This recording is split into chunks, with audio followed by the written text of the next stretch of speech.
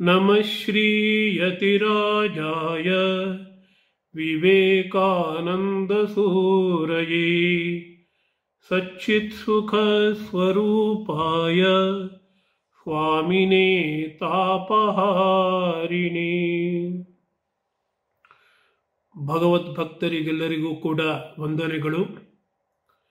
ಸ್ವಾಮಿ ವಿವೇಕಾನಂದರ ಜಯಂತಿಯನ್ನು 25ನೇ ತಾರೀಕು ನಾವು ಈಗಾಗಲೇ ಆಚರಿಸಿದ್ದೇವೆ. ಸ್ವಾಮಿ ವಿವೇಕಾನಂದರು ಕೇವಲ ಒಬ್ಬ ಮಾನವ ವ್ಯಕ್ತಿಯಲ್ಲ, ಅವರು ಒಬ್ಬ ಶಕ್ತಿಯವರು, ಒಂದು ದೊಡ್ಡ ಆಧ್ಯಾತ್ಮಿಕ ಶಕ್ತಿ. ಅವರು ಬಹುಮುಖ ವ್ಯಕ್ತಿತ್ವವನ್ನು ಹೊಂದಿರತಕ್ಕಂತಹ ಮಹಾಪುರುಷ, ದೈವಿ ಪುರುಷ, ಅವತಾರ ಪುರುಷ. ಈ ಜಗತ್ತಿಗೆ ಅವರು ಕೊಡುಗೆಯನ್ನು ನೀಡಿರ್ತಕ್ಕಂಥದ್ದು ಅಪಾರವಾಗಿದೆ. ಆಧ್ಯಾತ್ಮಿಕ ಕ್ಷೇತ್ರದಲ್ಲಿ ಹೇಗೆ ಅವರ ಕೊಡುಗೆ ಸೀಮಾತೀತವಾಗಿರ್ತಕ್ಕಂಥದ್ದೋ, ಅದೇ ರೀತಿ ತಾತ್ವಿಕ ಕ್ಷೇತ್ರದಲ್ಲಿ, ಯೋಗದ ಕ್ಷೇತ್ರದಲ್ಲಿ, ಆಧ್ಯಾತ್ಮಿಕ ಸಾಧನೆಯ ಕ್ಷೇತ್ರದಲ್ಲಿ, ಹಾಗೆಯೇ ಹಲವಾರು ಮಾನವ ಜೀವನದ ಕ್ಷೇತ್ರಗಳಲ್ಲಿ ಸ್ವಾಮಿ ವಿವೇಕಾನಂದರ ಕೊಡುಗೆ ಅನ್ನುವಂಥದ್ದು ಅಸದಳವಾಗಿರ್ತಕ್ಕಂಥದ್ದು, ಅಪ್ರತಿಮವಾಗಿರ್ತಕ್ಕಂಥದ್ದು. ಹಾಗೆ ಬಹಳ ಕಾಲ, ನೂರಾರು ವರ್ಷಗಳ ಕಾಲ ನಿರಂತರವಾಗಿ ಅದು ಬೆಲೆ ಉಳ್ಳದ್ದು, ಮೌಲ್ಯವುಳ್ಳದ್ದು ಆಗಿದೆ ಅಂತ ನಾವು ತಿಳ್ಕೊಳ್ಬೇಕು. ಮಹಾಪುರುಷರ ಒಂದು ವೈಶಿಷ್ಟ್ಯ ಏನಪ್ಪ ಅಂತಂದರೆ, ಅವರು ಯಾವುದನ್ನು ಜೀವಿಸಿದ್ದಾರೋ, ಏನನ್ನ ಜೀವನದಲ್ಲಿ ಪಾಲಿಸಿದ್ದಾರೋ ಅದನ್ನೇ ಅವರು ಉಪದೇಶ ಮಾಡ್ತಾರೆ. ಯಾವುದನ್ನು ಉಪದೇಶ ಮಾಡಿದ್ದಾರೋ ಅದನ್ನು ಈಗಾಗಲೇ ಅವರು ಜೀವನದಲ್ಲಿ ಪಾಲಿಸಿ ತೋರಿಸಿದ್ದಾರೆ. ಹೀಗಾಗಿ ಸ್ವಾಮಿ ವಿವೇಕಾನಂದರ ಉಪದೇಶಗಳು ಅನ್ನುವಂಥದ್ದು ಅವರ ಜೀವನದಲ್ಲಿ ಅವರಾಗಲೇ ಸಿದ್ಧಿಸಿ ಸಾಧಿಸಿರ್ತಕ್ಕಂಥ ವಿಷಯಗಳು ಅಂತ ನಾವು ತಿಳ್ಕೊಳ್ಬೇಕು. ಸ್ವಾಮಿ ವಿವೇಕಾನಂದರು ಧರ್ಮ ಅಂತಂದ್ರೇನು, ಧರ್ಮದ ವೈಶಿಷ್ಟ್ಯ ಏನು, ನಿಜವಾದ ಧರ್ಮ ಯಾವುದು, ಈ ಎಲ್ಲ ವಿಷಯಗಳನ್ನು ಅತ್ಯದ್ಭುತವಾಗಿ ತಮ್ಮ ಪ್ರವಚನಗಳಲ್ಲಿ, ಗ್ರಂಥಗಳಲ್ಲಿ, ಹಾಗೆ ಕಾನ್ವರ್ಸೇಷನ್ಸ್ ಅಂತ ಕರಿತೀವಲ್ಲ, ಸಂಭಾಷಣೆಗಳಲ್ಲಿ, ಪತ್ರಗಳಲ್ಲಿ ಅವರು ವಿವರಿಸಿದ್ದಾರೆ. ಜಗತ್ತಿನ ಒಂದು ತಾತ್ವಿಕ ಒಂದು ಆಯಾಮಕ್ಕೆ, ಜಗತ್ತಿನ ಚಿಂತನೆಗೆ ಸ್ವಾಮಿ ವಿವೇಕಾನಂದರು ನೀಡಿರ್ತಕ್ಕಂತಹ ಮಹತ್ತರವಾದ ಕೊಡುಗೆ ಏನಪ್ಪ ಅಂತಂತಂದರೆ, ಧರ್ಮದ ವಿಷಯದಲ್ಲಿ ಸ್ವಾಮಿ ವಿವೇಕಾನಂದರು ಹೇಳಿರ್ತಕ್ಕಂತಹ ಮಾತುಗಳು, ಹಾಗೆ ಧರ್ಮದ ವಿಷಯದ ಬಗ್ಗೆ ಅವರು ಚೆಲ್ಲಿರ್ತಕ್ಕಂತಹ ಒಂದು ವಿಶಿಷ್ಟವಾಗಿರ್ತಕ್ಕಂತಹ ಬೆಳಕು.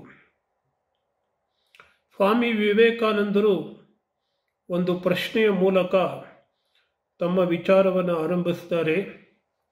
ಧರ್ಮ ಅಂತಂದರೆ ಏನು? ಧರ್ಮ ಅಂತಂದರೆ ಆಚರಣೆಗಳೇ, ಅಥವಾ ಧಾರ್ಮಿಕ ಕ್ರಿಯೆಗಳೇ, ಅಥವಾ ಧಾರ್ಮಿಕ ಗ್ರಂಥಗಳ ಪಠಣವೇ? ಇದೆಲ್ಲವೂ ಧರ್ಮವೇ ಆಗಿವೆ. ಧರ್ಮ ಅಂತಂದರೆ ಆಚರಣೆಗಳಿಗೂ ಕೂಡ, ಧರ್ಮ ಅಂತಂದರೆ ಧಾರ್ಮಿಕ ಕ್ರಿಯೆಗಳೂ ಕೂಡ, ಧರ್ಮ ಅಂತಂದರೆ ಧಾರ್ಮಿಕ ಗ್ರಂಥಗಳನ್ನು ಓದ್ತಕ್ಕಂಥದ್ದು, ಅಧ್ಯಯನ ಮಾಡ್ತಕ್ಕಂಥದ್ದು, ಪಾರಾಯಣ ಮಾಡ್ತಕ್ಕಂಥದ್ದು, ಇವುಗಳೆಲ್ಲವೂ ಕೂಡ ಧರ್ಮವೇ ಆಗಿವೆ. ಆದರೆ ಧರ್ಮ ಅನ್ನುವಂಥದ್ದು ಬರೀ ಆಚರಣೆ ಅಲ್ಲ. ಧರ್ಮ ಅಂತಂದರೆ ಬರೀ ಧಾರ್ಮಿಕ ಕ್ರಿಯೆ ಅಲ್ಲ. ಧರ್ಮ ಅಂತಂದರೆ ಧಾರ್ಮಿಕ ಗ್ರಂಥಗಳ ಪಠಣ ಮಾತ್ರ ಅಲ್ಲ.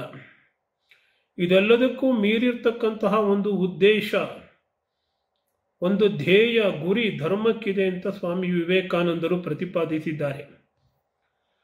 ಅವರ ಪ್ರಕಾರ ರಿಯಲೈಸೇಷನ್ ಈಸ್ ರಿಲಿಜನ್.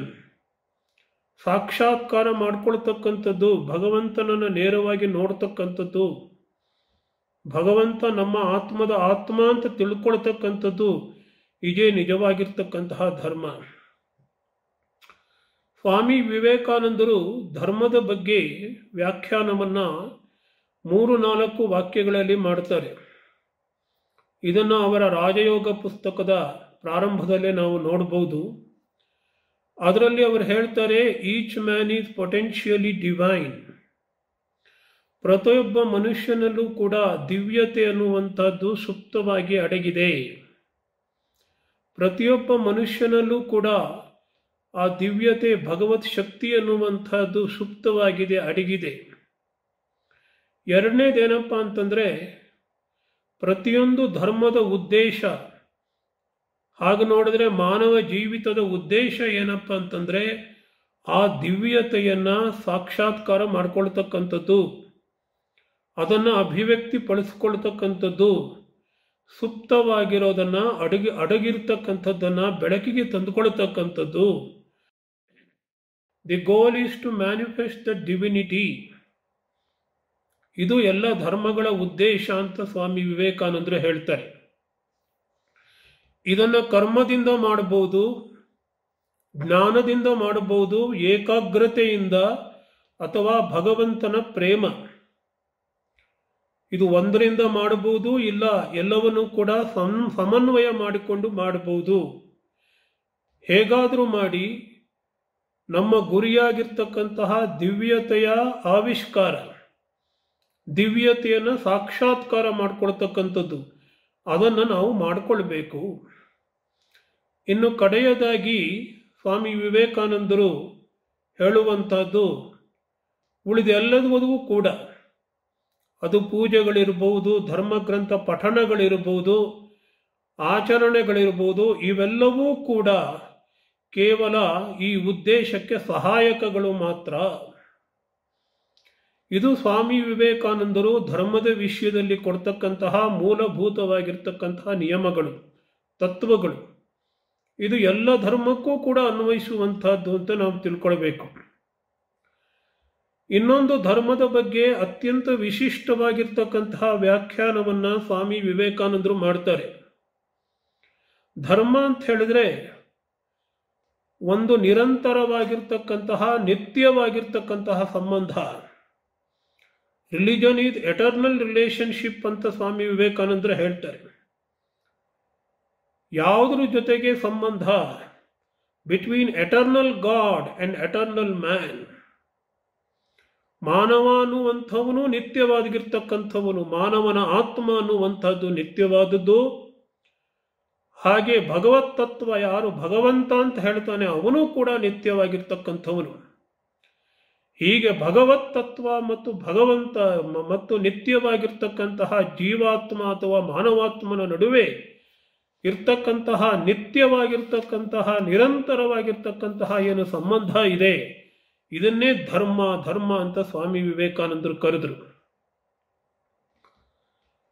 ಇನ್ನು ನಾವು ಆ ಗುರಿಯನ್ನು ಹೇಗೆ ಸಾಧಿಸಿಕೊಳ್ಳಬೇಕು ಅನ್ನೋದನ್ನು ಕೂಡ ಸ್ವಾಮಿ ವಿವೇಕಾನಂದರು ಈಗಾಗಲೇ ಹೇಳಿದ್ದಾರೆ.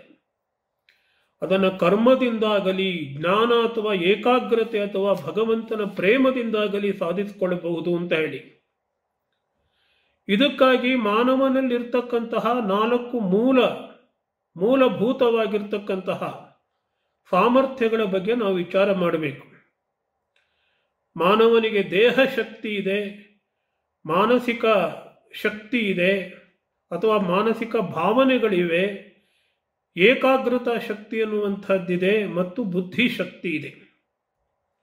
ಇವುಗಳನ್ನೆಲ್ಲ ಉಪಯೋಗಿಸಿಕೊಂಡು ಭಗವಂತನನ್ನ ಪಡೆಯುವಂತಹ ಮಾರ್ಗ ಅಥವಾ ಆತ್ಮ ವಿಕಸನವನ್ನು ಮಾಡಿಕೊಳ್ತಕ್ಕಂತಹ ಮಾರ್ಗ, ನಮ್ಮಲ್ಲೇ ಸುಪ್ತವಾಗಿ ಅಡಗಿರ್ತಕ್ಕಂತಹ ಭಗವತ್ ಚೈತನ್ಯವನ್ನ ಅಭಿವ್ಯಕ್ತಿ ಮಾಡಿಕೊಳ್ತಕ್ಕಂತಹ ಮಾರ್ಗವನ್ನೇ ನಾವು ಯೋಗ ಅಂತ ಕರೀತೇವೆ.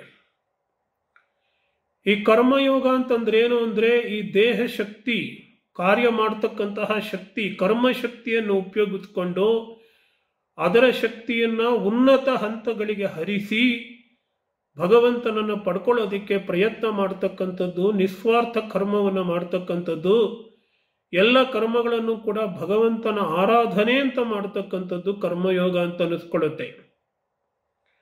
ಅದೇ ರೀತಿ ರಾಜಯೋಗ ಅಂತಂದ್ರೆ ನಮಗೆ ಸಾಧಾರಣವಾಗಿ ಭಗವಂತ ಕೊಟ್ಟಿರ್ತಕ್ಕಂತಹ ಏಕಾಗ್ರತಾ ಶಕ್ತಿಯನ್ನ ಅಲ್ಲಿ ಇಲ್ಲಿ ಹರಿಯುವಂತೆ ಬಿಡದೆ, ಹರಿಯೋದಿಕ್ಕೆ ಬಿಡದೆ ಮನಸ್ಸಿನ ಮೇಲೆಯೇ ಮನಸ್ಸನ್ನು ಏಕಾಗ್ರಿಸಿಕೊಳ್ಳತಕ್ಕಂಥದ್ದು. ಆ ಏಕಾಗ್ರಗಂಟ ಮನಸ್ಸನ್ನು ಭಗವಂತನ ಕಡೆ ಹರಿಸುವಂಥದ್ದು, ಇದನ್ನು ರಾಜಯೋಗ ಅಂತ ಕರೀತಾರೆ. ಇನ್ನು ಕರ್ಮಯೋಗವನ್ನು, ಈ ಕೆಲಸ ಮಾಡ್ತಕ್ಕಂತಹ ಸಾಮರ್ಥ್ಯ ಅದಾಗಲೇ ಹೇಳಿದೆ ನಾನು. ಇನ್ನು ಜ್ಞಾನಯೋಗ ಅಂತಂದರೆ ನಮ್ಮ ಬುದ್ಧಿಶಕ್ತಿ, ಯಾವುದು ಸತ್ಯ ಯಾವುದು ಅಸತ್ಯ, ಯಾವುದು ನಿತ್ಯ ಯಾವುದು ಅನಿತ್ಯ ಅನ್ನುವಂತಹ ಒಂದು ವಿವೇಕ ಶಕ್ತಿ ನಮ್ಮಲ್ಲಿ ಈಗಾಗಲೇ ಇದೆ. ಆ ವಿವೇಕ ಬುದ್ಧಿಯನ್ನ ಉಪಯೋಗಿಸಿಕೊಂಡು ಭಗವಂತನೊಬ್ಬನೇ ಸತ್ಯ, ಉಳಿದಿದೆಲ್ಲವೂ ಕೂಡ ಮಿಥ್ಯಾರೂಪವಾಗಿರ್ತಕ್ಕಂಥದ್ದು, ಯಾವುದು ಚಿರಸ್ಥಾಯಿಯಾಗಿ ಉಳಿಯುತ್ತೋ ಅದು ಭಗವಂತ ಮಾತ್ರವೇ ಅಂತ ಭಗವಂತನಿಗಾಗಿ ಭಗವಂತನನ್ನು ತಿಳ್ಕೊಳ್ಳೋದಿಕ್ಕೆ ನಮ್ಮ ಬುದ್ಧಿಶಕ್ತಿಯನ್ನು ಉಪಯೋಗಿಸ್ತಕ್ಕಂಥದ್ದು ಜ್ಞಾನಯೋಗ ಅಂತ ಅನ್ನಿಸ್ಕೊಳ್ಳುತ್ತೆ. ಇನ್ನು ನಮಗೆ ಅನೇಕ ಭಾವನೆಗಳಿವೆ. ಕೋಪ ಬರುತ್ತೆ, ಪ್ರೀತಿ ಬರುತ್ತೆ, ಭಯ ಉಂಟಾಗುತ್ತೆ. ಆದರೆ ಅದೇ ಎಲ್ಲದಕ್ಕಿಂತಲೂ ಉತ್ತಮವಾದ ಪರಿಶುದ್ಧವಾದ ಭಾವನೆ ಅಂತಂದರೆ ಪ್ರೀತಿಸುವಂತಹ ಗುಣ. ಇದನ್ನು ಪರಮಾತ್ಮ ನಮಗೆ ನೀಡಿದ್ದಾನೆ. ಆ ಪ್ರೀತಿಸುವಂತಹ ಗುಣ, ಪ್ರೀತಿಯ ಭಾವನೆ ಅನ್ನುವಂಥದ್ದನ್ನು ಭಗವಂತನ ಕಡೆ ಹರಿಸಿ ನಿಜವಾದ ಪ್ರೀತಿಯನ್ನು, ಭಗವತ್ ಪ್ರೇಮವನ್ನು ಪಡ್ಕೊಳ್ಳೋದನ್ನು ಇಲ್ಲಿ ಭಕ್ತಿಯೋಗ ಅಂತ ಕರೀತಾರೆ. ಸ್ವಾಮಿ ವಿವೇಕಾನಂದರು ಹೇಳಿದ್ರು, ಯಾವುದಾದ್ರೂ ಒಂದು ಯೋಗವನ್ನು ಮಾಡಬಹುದು ಅಥವಾ 2 ಯೋಗಗಳನ್ನು ಆಚರಿಸಬಹುದು. ಆದರೆ ಉತ್ತಮವಾಗಿರ್ತಕ್ಕಂತಹ ಮಾರ್ಗ ಯಾವುದು ಅಂತಂದರೆ ಈ ಎಲ್ಲ ಯೋಗಗಳನ್ನು ಸಾಮರಸ್ಯ ಮಾಡ್ಕೊಳ್ತಕ್ಕಂಥದ್ದು. ಯಾಕಂದರೆ ಮನುಷ್ಯನಲ್ಲಿ, ನಮ್ಮಲ್ಲಿ ದೇಹಶಕ್ತಿಯೂ ಇದೆ, ಮಾನಸಿಕ ಭಾವನೆಗಳು, ಏಕಾಗ್ರತಾ ಶಕ್ತಿ, ಬುದ್ಧಿಶಕ್ತಿ ಎಲ್ಲವೂ ಕೂಡ ಇದೆ. ಅವುಗಳೆಲ್ಲವನ್ನೂ ಉಪಯೋಗಿಸ್ಕೊಳ್ಬೇಕು. ಹೇಗಾದರೂ ಮಾಡಿ ಭಗವಂತನನ್ನು ಪಡ್ಕೊಳ್ಬೇಕು. ಇದೇ ಯೋಗದ ಉದ್ದೇಶ. ಅದಕ್ಕೆ ಸ್ವಾಮಿ ವಿವೇಕಾನಂದರು ಹೇಳ್ತಾರೆ, ಪ್ರವೃತ್ತಿಗಳ ಅನುಸಾರವಾಗಿ ಯೋಗ ಮಾರ್ಗದ ನಿರ್ಧಾರ. ನನ್ನ ಪ್ರವೃತ್ತಿ ಏನು? ಕೆಲವರು ತುಂಬ ಭಾವನಾತ್ಮಕವಾಗಿರ್ತಾರೆ, ಅವರಿಗೆ ಭಕ್ತಿಯೋಗ ಅತ್ಯಂತ ಸಮಂಜಸವಾಗಿರುತ್ತೆ. ಕೆಲವರು ಏಕಾಗ್ರತಾ ಶಕ್ತಿಯನ್ನು ಅಸಧಳವಾಗಿ ಸಿದ್ಧಿಸಿಕೊಂಡಿರ್ತಾರೆ, ಅಂಥವರಿಗೆ ರಾಜಯೋಗ ಉಪಯೋಗಕ್ಕೆ ಬರ್ಬೋದು. ಆದರೆ ಪ್ರತಿಯೊಂದು ಯೋಗದಲ್ಲೂ ಬೇರೆ ಎಲ್ಲ ಯೋಗಗಳು ಮಿಳಿತವಾಗಿದೆ ಅನ್ನೋದನ್ನು ನಾವು ತಿಳ್ಕೊಳ್ಬೇಕು. ರಾಜಯೋಗದಲ್ಲೂ ನಾವು ಭಾವನೆಗಳನ್ನು ಉಪಯೋಗಿಸ್ಕೊಳ್ಬೇಕಾಗತ್ತೆ, ಕರ್ಮಯೋಗವನ್ನು ಕೂಡ ಮಾಡಬೇಕಾಗುತ್ತೆ. ಜ್ಞಾನಯೋಗ ಅಂದರೆ ಪರಿಶುದ್ಧವಾದ ಜ್ಞಾನಯೋಗವನ್ನು ಯಾರೂ ಕೈಗೊಳ್ಳೋದಿಕ್ಕೆ ಸಾಧ್ಯ ಇಲ್ಲ. ಅಲ್ಲೂ ಕೂಡ ಏಕಾಗ್ರತೆ ಬೇಕಾಗತ್ತೆ, ಕರ್ಮಯೋಗವೂ ಬೇಕಾಗತ್ತೆ. ಅದರಿಂದ ಸ್ವಾಮಿ ವಿವೇಕಾನಂದರು ಹೇಳೋದೇನಪ್ಪ ಅಂದರೆ, ನಮ್ಮ ಪ್ರವೃತ್ತಿಗಳಿಗೆ ಅನುಸಾರವಾಗಿ ಒಂದು ಪ್ರಧಾನವಾಗಿರ್ತಕ್ಕಂತಹ ಯೋಗ ಮಾರ್ಗವನ್ನು ನಿರ್ಧರಿಸಿಕೊಳ್ಳೋಣ. ಹಾಗೆ ಯೋಗಗಳೆಲ್ಲವನ್ನೂ ಕೂಡ ಎಷ್ಟಾಗುತ್ತೋ ಅಷ್ಟು ಸಾಮರಸ್ಯ ಒಟ್ಟಾಗಿ ಮಾಡೋಣ. ಎಲ್ಲದಕ್ಕೂ ಒಂದೇ ಗುರಿ ಇದೆ ಅಂದರೆ ಅದೇ ಮುಕ್ತಿ. ಈ ವಿಶ್ವ ಇರೋದಕ್ಕೆ, ಜಗತ್ತು ಇರೋದಕ್ಕೆ, ಜೀವನ ಅನ್ನುವಂಥದ್ದು ಇರೋದಕ್ಕೆ ಮೂಲ ಪ್ರೇರಣಾ ಶಕ್ತಿ ಯಾವುದು ಅಂತಂದರೆ ಆ ಮುಕ್ತಿ ಅನ್ನುವಂಥದ್ದು, ಮೋಕ್ಷ ಅನ್ನುವಂಥದ್ದೇ ಪ್ರೇರಣಾ ಶಕ್ತಿ ಅಂತ ಸ್ವಾಮಿ ವಿವೇಕಾನಂದರು ಹೇಳ್ತಾರೆ. ಇದಿಷ್ಟು 4 ಯೋಗಗಳ ಬಗ್ಗೆ ಒಂದು ಪ್ರಾಥಮಿಕವಾಗಿರ್ತಕ್ಕಂತಹ ಒಂದು ವಿಚಾರಗಳನ್ನು ನಾವೀಗ ತಿಳ್ಕೊಂಡಿವಿ. ಇನ್ನು ಒಂದೊಂದೇ ಯೋಗವನ್ನು ತೆಗೆದುಕೊಂಡು ಸ್ವಲ್ಪ ವಿಸ್ತಾರವಾಗಿ ಸ್ವಾಮಿ ವಿವೇಕಾನಂದರು ಇದನ್ನು ಹೇಗೆ ವಿವರಿಸಿದ್ದಾರೆ ಅನ್ನೋದನ್ನು ನಾವು ತಿಳ್ಕೊಳ್ಬೇಕು. 4 ಯೋಗಗಳ ಬಗ್ಗೆ 4 ಪುಸ್ತಕಗಳು ಕನ್ನಡದಲ್ಲಿ, ಇಂಗ್ಲಿಷ್ನಲ್ಲಿ ಲಭ್ಯ ಇದೆ. ಇದು ಸ್ವಾಮಿ ವಿವೇಕಾನಂದರ ಸಮಗ್ರ ಕೃತಿ ಶ್ರೇಣಿ ಅಂತ ನಾವೇನು ಕರೀತೇವೆ, ದಿ ಕಂಪ್ಲೀಟ್ ವರ್ಕ್ಸ್ ಆಫ್ ಸ್ವಾಮಿ ವಿವೇಕಾನಂದದಲ್ಲೂ ಕೂಡ ಇದು ಇದೆ. ಆದ್ದರಿಂದ ಈ ಪ್ರವಚನವನ್ನು ಕೇಳಿ ಆದಮೇಲೆ ಸ್ವಾಮಿ ವಿವೇಕಾನಂದರ ಆ ಮೂಲ ಗ್ರಂಥಗಳೇನಿದೆ, 4 ಗ್ರಂಥಗಳು, ಇವುಗಳು ಎಲ್ಲ ಧರ್ಮಗಳ ಅಡಿಪಾಯದ ತತ್ವಗಳನ್ನು ಹೇಳತಕ್ಕಂತಹ ಗ್ರಂಥಗಳು. ಮಾನವನಿಗೆ ನಿಜವಾಗಿರ್ತಕ್ಕಂತಹ ಜೀವನದ ಉದ್ದೇಶವನ್ನು ತೋರಿಸಿ ಹೇಳುವಂತಹ, ಉಪದೇಶ ಮಾಡತಕ್ಕಂತಹ ಗ್ರಂಥಗಳು. ಆ ಗ್ರಂಥಗಳನ್ನು ನಾವು ಅವಶ್ಯಕವಾಗಿ ಓದಬೇಕು, ಅಧ್ಯಯನ ಮಾಡಬೇಕು. ಇನ್ನು ಕರ್ಮಯೋಗಕ್ಕೆ ಬಂದರೆ, ಕರ್ಮಯೋಗದ ವಿಷಯದಲ್ಲಿ ಕೆಲವು ಮುಖ್ಯ ಅಂಶಗಳನ್ನು ನಾವು ತಿಳಿದುಕೊಳ್ಳೋಣ. ಮೊದಲನೇದೇನೆಂದರೆ, ಸ್ವಾಮಿ ವಿವೇಕಾನಂದರು ಜೀವನದ ಉದ್ದೇಶ ಏನು ಅಂತ ತಿಳಿಸ್ಕೊಡ್ತಾರೆ. ನಮ್ಮ ಜೀವನದ ಉದ್ದೇಶ ಭೋಗ ಅಲ್ಲ. ಜೀವನದ ಉದ್ದೇಶ ಅನ್ನುವಂಥದ್ದು ಜ್ಞಾನವನ್ನು ಪಡ್ಕೊಳ್ಳೋದು. ನಮಗೆ ಉಂಟಾಗ್ತಕ್ಕಂತಹ ಜೀವನದಲ್ಲಿ ಉಂಟಾಗ್ತಕ್ಕಂತಹ ಸುಖಗಳು ದುಃಖಗಳು ಇವೆರಡೂ ಕೂಡ ಆ ಜ್ಞಾನವನ್ನು ತಿಳಿದುಕೊಳ್ಳೋದಿಕ್ಕೆ ನಮಗೆ ಸಹಾಯ ಮಾಡತಕ್ಕಂತಹ ಶಿಕ್ಷಕರು, ಗುರುಗಳು ಅಂತ ಹೇಳ್ತಾರೆ. ಸುಖವನ್ನು ಅನುಭವಿಸೋದ್ರಿಂದ ಹಾಗೆ ದುಃಖವನ್ನು ಅನುಭವಿಸೋದ್ರಿಂದ ಈ ಎರಡರಿಂದಲೂ ಕೂಡ ನಮ್ಮ ಚಾರಿತ್ರ್ಯ ಬೆಳೆಯುತ್ತೆ.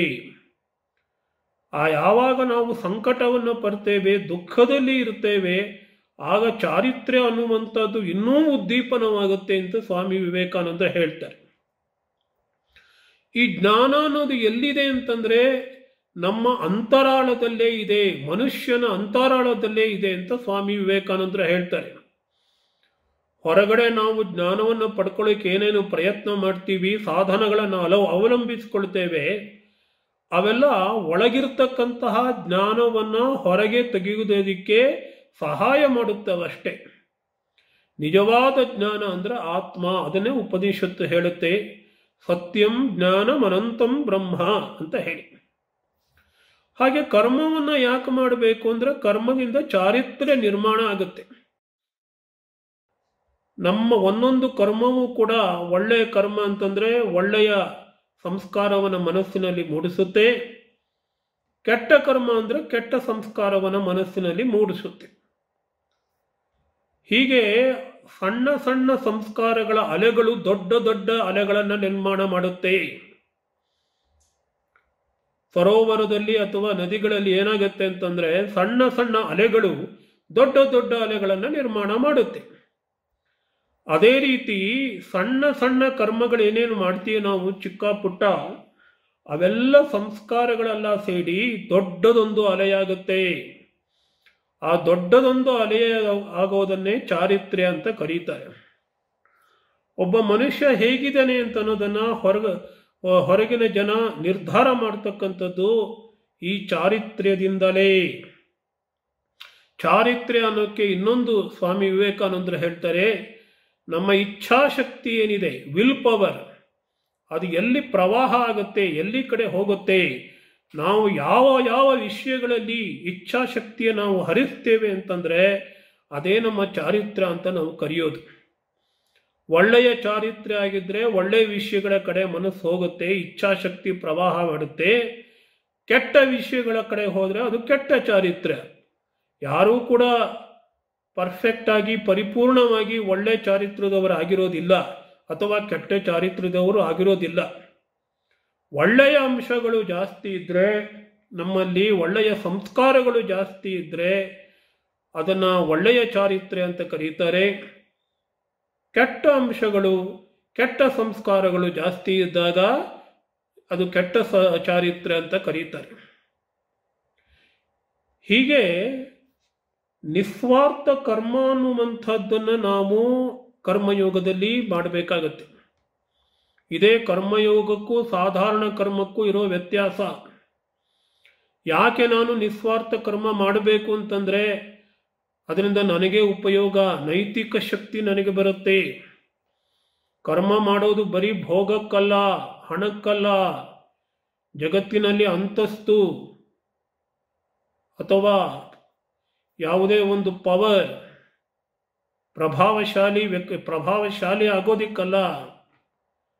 ನಿಸ್ವಾರ್ಥ ಕರ್ಮದಿಂದ ನೈತಿಕ ಶಕ್ತಿ ಬೆಳೆಯುತ್ತೆ, ಸಂಗ್ರಹವಾಗುತ್ತೆ. ಇದಕ್ಕೆ ಸ್ವಾಮಿ ವಿವೇಕಾನಂದರು ಹೇಳ್ತಾರೆ, ಕೆಲಸಕ್ಕಾಗಿ ಕೆಲಸ ಮಾಡು.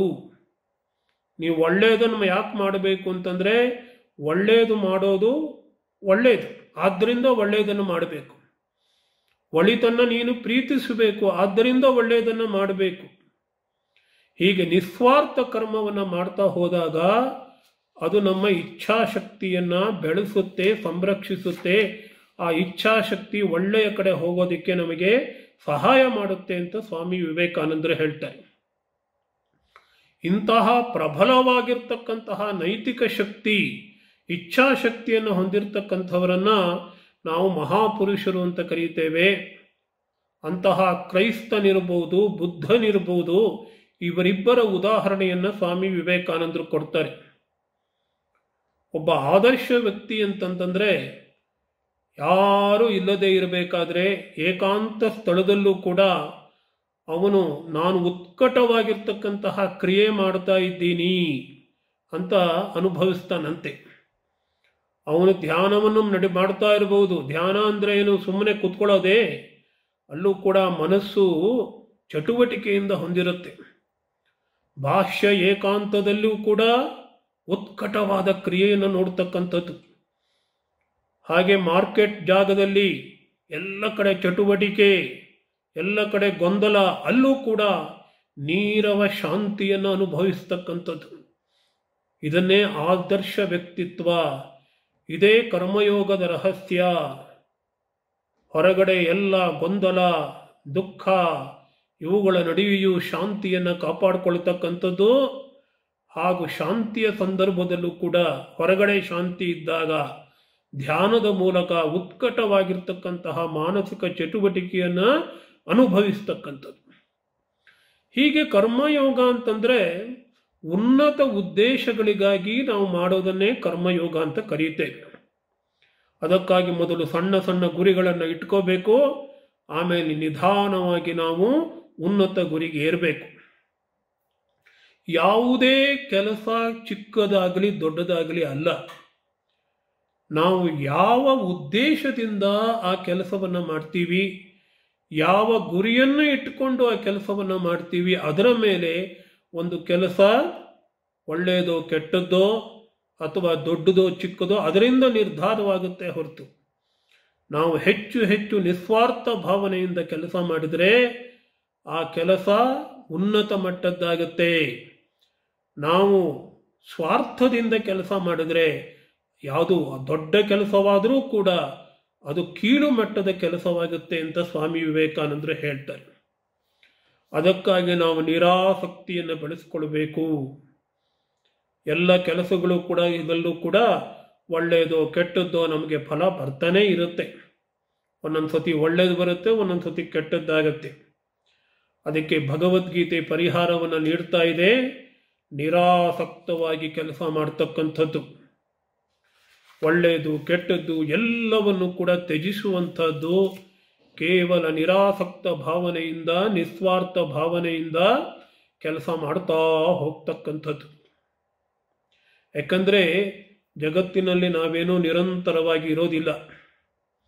ನಾವು ಬಂದಿರೋದು ನೈತಿಕ ಶಕ್ತಿಯನ್ನು, ಚಾರಿತ್ರ್ಯವನ್ನು ಬೆಳೆಸ್ಕೊಳ್ಳೋದಿಕ್ಕೆ, ಅದನ್ನು ಬೆಳೆಸ್ಕೊಳ್ಳೋದಿಕ್ಕೆ ಮಾತ್ರ ನಾವು ಪ್ರಯತ್ನ ಪಡಬೇಕು.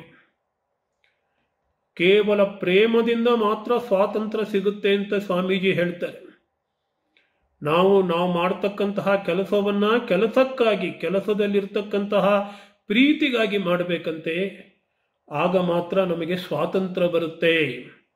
ಒಡೆಯನಂತೆ ಕೆಲಸ ಮಾಡು, ದಾಸನಂತೆ ಮಾಡಬೇಡ. ಇದು ಸ್ವಾಮಿ ವಿವೇಕಾನಂದರು ಹೇಳ್ತಕ್ಕಂಥದ್ದು. ಯಾವತ್ತೂ ನಾವು ಡ್ಯೂಟಿ ಅಂತ ಓಡಾಡ್ತಿರ್ತೇವೆ. ಕರ್ತವ್ಯ, ಅಯ್ಯೋ ಅದು ನನ್ನ ಕರ್ತವ್ಯ. ಸ್ವಾಮಿ ವಿವೇಕಾನಂದರು ಸ್ಪಷ್ಟವಾಗಿ ಹೇಳ್ತಾರೆ, ಯಾವುದು ನಮ್ಮನ್ನ ಭಗವಂತನ ಕಡೆ ಕರೆದುಕೊಂಡು ಹೋಗುತ್ತೋ ಅದೇ ನಿಜವಾಗಿರ್ತಕ್ಕಂತಹ ಕರ್ತವ್ಯ. ಯಾವುದು ನಮಗೆ ಭಗವಂತನಿಂದ ವಿಮುಖ ಮಾಡುತ್ತೋ ಅದು ನಮಗೆ ಕರ್ತವ್ಯ ಅಲ್ಲ. ನಾವು ಇತರರಿಗೆ ಯಾಕಪ್ಪ ಸಹಾಯ ಮಾಡಬೇಕು ಅಂತಂದರೆ, ಆ ಸಹಾಯ ಮಾಡೋದಕ್ಕೆ ಭಗವಂತ ನಮಗೆ ಅವಕಾಶ ಕೊಟ್ಟಿದ್ದಾನೆ. ಒಂದು ದೊಡ್ಡ ಅದೃಷ್ಟ ನಮ್ಮದದು ಅಂತ ನಾವು ಸಹಾಯ ಮಾಡಬೇಕು. ಜಗತ್ತೇನು ನಮ್ಮ ಪ್ರಕಾರ ಇರೋದಿಲ್ಲ. ಅದು ನಾಯಿ ಬಾಲದ ಹಾಗೆ ಇರುತ್ತೆ. ಅದನ್ನು ನೆಟ್ಟಗೆ ಮಾಡೋಕ್ಕೆ ಸಾಧ್ಯ ಇಲ್ಲ. ಆದರೂ ಕೂಡ ನಾವು ಒಳ್ಳೆಯವರಾಗಿರಬೇಕು, ಇತರರಿಗೆ ಒಳ್ಳೆಯತನವನ್ನು ಮಾಡಬೇಕು ಅಂತ ಸ್ವಾಮಿ ವಿವೇಕಾನಂದರು ಹೇಳ್ತಾರೆ. ಈ ಕರ್ಮಯೋಗವನ್ನು ಪರಿಣಾಮಕಾರಿಯಾಗಿ ಹೇಗೆ ಮಾಡಬಹುದು ಅಂತಂದರೆ, ಭಕ್ತಿಯನ್ನು ಬೆಳೆಸ್ಕೊಳ್ಳೋದ್ರಿಂದ ಭಗವಂತನಲ್ಲಿ ಮನಸ್ಸು ಶಾಂತವಾಗಿರಬೇಕು, ನಮ್ಮ ನರಗಳಿಗೆ ಉದ್ರೇಕರಹಿತವಾಗಿರಬೇಕು. ಆವಾಗ ಕೆಲಸದ ಬಗ್ಗೆ ಪ್ರೇಮವನ್ನು ಬೆಳೆಸ್ಕೊಳ್ಬೇಕು. ಎಲ್ಲವನ್ನೂ ಕೂಡ ಭಗವಂತನಿಗಾಗಿ ಮಾಡ್ತಾ ಇದ್ದೇನೆ ಅಂತ ಭಾವಿಸ್ಕೊಳ್ಬೇಕು. ಭಗವಂತ, ಈ ಕೆಲಸ ಎಲ್ಲ ನಿನ್ನದಪ್ಪ, ನಾನು ಮಾಡ್ತಾ ಇರ್ತಕ್ಕಂಥವನು ಕೂಡ ನಿನ್ನವನೇ, ನೀನೇ ನಿಜವಾಗಿರ್ತಕ್ಕಂತಹ ಕರ್ತೃ ಅಂತ. ಆವಾಗ ಒಳ್ಳೆಯದಾಗಿರಲಿ ಕೆಟ್ಟದ್ದಾಗಿರಲಿ ನಾವು ಅಷ್ಟು ತಲೆ ಕೆಡಿಸ್ಕೊಳ್ಳೋ ಅವಶ್ಯಕತೆ ಇಲ್ಲ. ಎಲ್ಲ ಕೆಲಸದಲ್ಲೂ ಕೂಡ ಒಳ್ಳೆಯದು ಕೆಟ್ಟದ್ದು ಇದ್ದೇ ಇರುತ್ತೆ. ಅದರಿಂದ ಅಂತಹ ನಿರಾಸಕ್ತ ಭಾವನೆ, ನಿಸ್ವಾರ್ಥತೆ, ಭೋಗ ನಮ್ಮ ಗುರಿಯಲ್ಲ ಅನ್ನುವಂತಹ ಒಂದು ಜ್ಞಾನ, ಹಾಗೆ ನಮ್ಮಲ್ಲಿರ್ತಕ್ಕಂಥ ಅಹಂಕಾರ, ನಾನು ಮಾಡ್ತಾ ಇದ್ದೀನಿ ಅನ್ನುವಂಥದ್ದು, ಅದನ್ನು ಕೂಡ ತ್ಯಜಿಸಬೇಕು. ಸಾಕ್ಷಿ ಭಾವವನ್ನು ಅಭ್ಯಾಸ ಮಾಡಬೇಕು. ನೋಡ್ತಾ ಇರಬೇಕು, ಯಾವುದಕ್ಕೂ ಅಂಟಿಕೊಳ್ಳಬಾರ್ದು. ಒಳ್ಳೆಯದು ಕೆಟ್ಟದ್ದು ಎಲ್ಲವೂ ಬರ್ತಾ ಇದೆ ಹೋಗ್ತಾ ಇದೆ, ನಾನು ಅದಕ್ಕಿಂತ ಭಿನ್ನವಾಗಿರ್ತಕ್ಕಂಥವನು ಅಂತ ಹೇಳಿ. ಸ್ವಾಮಿ ವಿವೇಕಾನಂದರು ಕಡೆನಲ್ಲಿ ಹೇಳ್ತಾರೆ, ಸ್ವಾತಂತ್ರ್ಯವೇ ಕರ್ಮಯೋಗದ ಆದರ್ಶ. ಕರ್ಮವನ್ನು ಮಾಡ್ತಾ ಮಾಡ್ತಾ ಕರ್ಮ ಬಂಧನದಿಂದ ಮುಕ್ತರಾಗ್ತಕ್ಕಂಥದ್ದೇ ನಮಗೆ ಆದರ್ಶ. ಕರ್ಮದಿಂದ ವಿಮುಖರಾಗ್ತಕ್ಕಂಥದ್ದಲ್ಲ, ಕರ್ಮವನ್ನು ಮಾಡದೇ ಇರತಕ್ಕಂಥದ್ದು ಆದರ್ಶ ಅಲ್ಲ. ಗೀತೆ ಅದನ್ನು ಹೇಳೋದಿಲ್ಲ, ಭಗವದ್ಗೀತೆ ಕೃಷ್ಣ ಹೇಳೋದಿಲ್ಲ ಅದನ್ನು. ಕರ್ಮವನ್ನು ಮಾಡ್ತಾ ಮಾಡ್ತಾ ಕರ್ಮಯೋಗದ ಮೂಲಕ ಆ ಸ್ವಾತಂತ್ರ್ಯದ ಸ್ಥಿತಿಯನ್ನು ಪಡ್ಕೊಳ್ಬೇಕು. ನಿರಾಸಕ್ತಿಯನ್ನು ಮಾಡುವಂಥದ್ದೇ. ಆಸಕ್ತಿ ಅಂದ್ರೇನು? ನಾನು ನನ್ನದು ಅನ್ನುವಂತಹ ಅಹಂಕಾರ. ಅದನ್ನು ಬಿಟ್ಟು ನೀರಿನಲ್ಲಿ ಇರ್ತಕ್ಕಂತಹ ಕಮಲಪತ್ರ, ಆ ಕಮಲಪತ್ರ, ಕಮಲದ ಎಲೆ ಹುಟ್ಟತಕ್ಕಂಥದ್ದು ನೀರಿನಲ್ಲೇ, ಕೆಸರಿನಲ್ಲೇ. ಆದರೆ ಒಂದು ಚೂರು ಕೂಡ ನೀರಾಗಲಿ ಕೆಸರಾಗಲಿ ಕಮಲದ ಎಲೆಗೆ ಅಂಟುಕೊಳ್ಳೋದಿಲ್ಲ. ಆ ರೀತಿ ಈ ಒಂದು ಕೆಸರಿನಂತೆ ಇರ್ತಕ್ಕಂತಹ ಜಗತ್ತಿನಲ್ಲಿ, ಸಂಸಾರದಲ್ಲಿ ನಾವು ಹುಟ್ಟಿದ್ರೂ ಕೂಡ ಸಂಸಾರ ನಮಗೆ ಅಂಟದಂತೆ ನಾವು ಕೇವಲ ಭಗವಂತನಲ್ಲಿ ಚಿಂತನೆಯನ್ನು ಮಾಡ್ತಾ ಕೆಲಸ ಮಾಡ್ತಾ ಹೋಗಬೇಕು. ಹೀಗೆ ಕರ್ಮಯೋಗ ಅಂತಂದರೆ ಅದರಲ್ಲಿ ನೈತಿಕತೆ ಇದೆ, ಎಥಿಕ್ಸ್ ಇದೆ, ಹಾಗೆ ಧರ್ಮವೂ ಇದೆ. ಇದೆರಡೂ ಸೇರಿರ್ತಕ್ಕಂತಹ ಒಂದು ಸಿದ್ಧಾಂತ, ಜೀವನ ಸಿದ್ಧಾಂತ, ಜೀವನ ಮಾರ್ಗ ಅನ್ನುವಂಥದ್ದು ಕರ್ಮಯೋಗ ಅಂತ ಸ್ವಾಮಿ ವಿವೇಕಾನಂದರು ನಮಗೆ ಹೇಳಿಕೊಡ್ತಾರೆ. ಇನ್ನು ಮುಂದೆ ರಾಜಯೋಗದ ಬಗ್ಗೆ ವಿಚಾರ ಮಾಡಿದಾಗ ಇದು ಸ್ವಲ್ಪ ತಾಂತ್ರಿಕವಾಗಿರ್ತಕ್ಕಂಥ ವಿಷಯ. ಆದರೂ ಕೂಡ ಕೆಲವು ಸರಳವಾಗಿರ್ತಕ್ಕಂತಹ ಅಂಶಗಳನ್ನು ನೋಡೋಣ. ಧರ್ಮ ಅನ್ನೋ ಮತ್ತು ವಿಜ್ಞಾನ. ವಿಜ್ಞಾನದಲ್ಲಿ ಏನು ಮಾಡ್ತೀವಿ? ಎಲ್ಲವನ್ನೂ ಕೂಡ ಪ್ರಯೋಗಗಳ ಮೂಲಕ ಪರೀಕ್ಷಿಸ್ತೇವೆ. ಹಾಗೆ ಧರ್ಮ ಅನ್ನುವುದರಲ್ಲಿ ಪರೀಕ್ಷಿಸಿ ನೋಡಬಹುದೇ? ಧರ್ಮ ವೈಜ್ಞಾನಿಕವಾಗಬಲ್ಲುದೇ? ಧರ್ಮ ಅನ್ನುವಂಥದ್ದು ಸೈಂಟಿಫಿಕ್ ಆಗಲಿಕ್ಕೆ ಸಾಧ್ಯವೇ ಅಂದರೆ ಸ್ವಾಮಿ ವಿವೇಕಾನಂದರು ಹೇಳ್ತಾರೆ, ಖಂಡಿತವಾಗಲು ಸಾಧ್ಯ. ಧರ್ಮದಲ್ಲಿ ಕಟ್ಟ ಕಡೆಯ ಪ್ರಮಾಣ ಏನಪ್ಪಾ ಅಂದ್ರೆ ಅನುಭವ ಪ್ರಮಾಣ. ನಿನ್ನ ಧರ್ಮ ಯಾವುದು ಅಂತಂದ್ರೆ ನೀನು ಪಡೆದಿರ್ತಕ್ಕಂತಹ ಅನುಭವ ಮಾತ್ರ. ಸ್ವಾಮಿ ವಿವೇಕಾನಂದರು ನಿರ್ದಿಷ್ಟವಾಗಿ ಹೇಳ್ತಾರೆ, ಅನುಭವವನ್ನು ಪಡೆದುಕೊಳ್ಳದೇನೆ ಯಾರೂ ಕೂಡ ಧಾರ್ಮಿಕರಾಗೋದಕ್ಕೆ ಸಾಧ್ಯವಿಲ್ಲ. ಯೋಗ ಅನ್ನುವಂಥದ್ದು ಅದು ವಿಜ್ಞಾನ. ಅದು ಪಾತಂಜಲ ಯೋಗ ಅಂತ ಯಾವುದನ್ನು ಕರೀತೇವೆ ಅದು ಅಂತಹ ವಿಜ್ಞಾನ. ಈ ವಿಜ್ಞಾನದಲ್ಲಿ ಯಾವುದನ್ನೂ ಕೂಡ ನಂಬು ಅಂತ ಹೇಳೋದಿಲ್ಲ, ಅನುಭವಿಸು, ಸಾಧನೆಯನ್ನು ಮಾಡು, ನೀನು ಅನುಭವವನ್ನು ಪಡೆದುಕೋ. ಇಂದ್ರಿಯಗಳಿಗೆ ಅತೀತವಾಗಿ ಏನೋ ಇದೆ ಅಂತ ಹೇಳ್ತಕ್ಕಂಥದ್ದಲ್ಲ, ನೀನು ಆ ಜ್ಞಾನವನ್ನು ಪಡೆದುಕೋ ಅಂತ ಹೇಳಿ ಯೋಗ ಹೇಳುತ್ತೆ. ಇದೇ ರಾಜಯೋಗದ ಉದ್ದೇಶ. ಸ್ವಾಮಿ ವಿವೇಕಾನಂದರು ರಾಜಯೋಗವನ್ನ ಆಧ್ಯಾತ್ಮಿಕ ವಿಜ್ಞಾನ, ಸ್ಪಿರಿಚುವಲ್ ಸೈನ್ಸ್ ಅಂತ ಹೇಳ್ತಾರೆ. ಇದು ಆಂತರಂಗಿಕ ಒಳಗಿನ ವಿಜ್ಞಾನ. ಹೊರಗಡೆ ನಾವು ಒಂದೊಂದೇ ವಸ್ತುವನ್ನು ತೆಗೆದುಕೊಂಡು ಲ್ಯಾಬೊರೇಟರಿಗೆ ತೆಗೆದುಕೊಂಡು ಹೋಗಿ ಅದನ್ನು ಪರೀಕ್ಷೆ ಮಾಡಿ ನೋಡ್ತೇವೆ. ಆದರೆ ರಾಜಯೋಗದಲ್ಲಿ ಏನು ಮಾಡ್ತೇವೆ ಅಂತಂದ್ರೆ ನಮ್ಮ ಅಂತರಂಗವನ್ನೇ ನಾವು ಪರೀಕ್ಷಿಸಿಕೊಳ್ತೇವೆ. ಈ ಅಂತರಂಗವನ್ನು ಪರೀಕ್ಷಿಸಿಕೊಳ್ತಕ್ಕಂತಹ ಸಾಧನ ಯಾವುದಪ್ಪ ಅಂದ್ರೆ ಅದು ನಮ್ಮ ಮನಸ್ಸೇ. ನಾವು ಯಾವುದನ್ನ ಪರೀಕ್ಷಿಸಿಕೊಳ್ತಾ ಇದ್ದೀವಿ? ಮನಸ್ಸನ್ನ. ಯಾವುದರ ಮೂಲಕ ಪರೀಕ್ಷಿಸ್ಕೊಳ್ತಾ ಇದ್ದೀವಿ? ಮನಸ್ಸಿನ ಮೂಲಕವೇ ಪರೀಕ್ಷಿಸ್ಕೊಳ್ತಾ ಇದ್ದೀವಿ. ಮನಸ್ಸು ಚದುರಿ ಹೋಗ್ತಾ ಇದೆ. ಮನಸ್ಸಿನ ಶಕ್ತಿಯನ್ನು ಹಾಳು ಮಾಡ್ಕೋತಾ ಇದ್ದೀವಿ, ವ್ಯರ್ಥ ಮಾಡ್ಕೋತಾ ಇದ್ದೀವಿ. ಮೊದಲು ಮನಸ್ಸನ್ನು ಏಕಾಗ್ರಗೊಳಿಸೋದನ್ನು ಕಲಿಬೇಕು. ಅದನ್ನು ಏಕಾಗ್ರಗೊಳಿಸಿದಾಗ ಅದು ಬೆಳಗುತ್ತಂತೆ. ಜ್ಞಾನವನ್ನ ಕೊಡ್ತಕ್ಕಂತಹ ಬೆಳಕಾಗುತ್ತೆ ಅದು ಏಕಾಗ್ರಗೊಂಡ ಮನಸ್ಸು.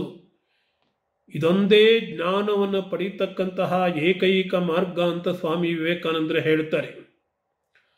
ಚದುರಿ ಹೋಗಿರ್ತಕ್ಕಂತಹ ಮನಸ್ಸನ್ನ ಏಕಾಗ್ರಗೊಳಿಸಬೇಕು. ಅದನ್ನ ಮನಸ್ಸಿನ ಮೇಲೆಯೇ ನಾವು ಬಿಡಬೇಕು. ಇದೇ ರಾಜಯೋಗದ ರಹಸ್ಯ. ಆ ಮೂಲಕ ಮನಸ್ಸಿನ ರಹಸ್ಯವನ್ನು ಕಂಡುಹಿಡಿಬೇಕು. ಈ ವೈಜ್ಞಾನಿಕ ವಿಧಾನವನ್ನೇ ಸ್ವಾಮಿ ವಿವೇಕಾನಂದರು ರಾಜಯೋಗದ ವಿಧಾನ ಅಂತ ಕರೀತಾರೆ.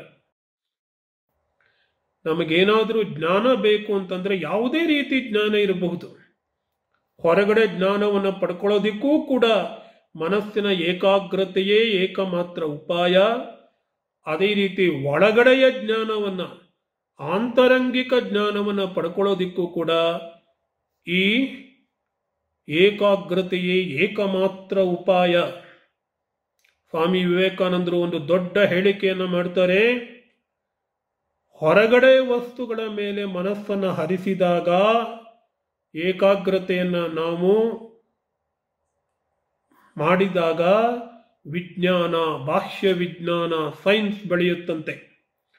ಅದೇ ಮನಸ್ಸನ್ನು ಅಂತರಂಗದ ಮೇಲೆ ಹರಿಸಿದಾಗ ಅದನ್ನೇ ನಾವು ರಾಜಯೋಗ ಅಂತ ಕರೀತೇವೆ.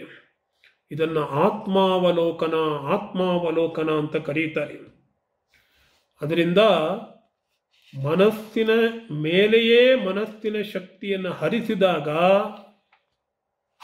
ನಮಗೆ ಮನಸ್ಸಿನ ರಹಸ್ಯಗಳು ಗೊತ್ತಾಗುತ್ತೆ. ಮನಸ್ಸಿನಲ್ಲಿ ಏನೇ ನಡೀತಾ ಇದೆ ಅನ್ನೋದು ಗೊತ್ತಾಗುತ್ತೆ. ಮನಸ್ಸನ್ನು ನಿಯಂತ್ರಣ ಮಾಡೋದಕ್ಕೆ ನಮಗೆ ಸಾಧ್ಯವಾಗುತ್ತೆ.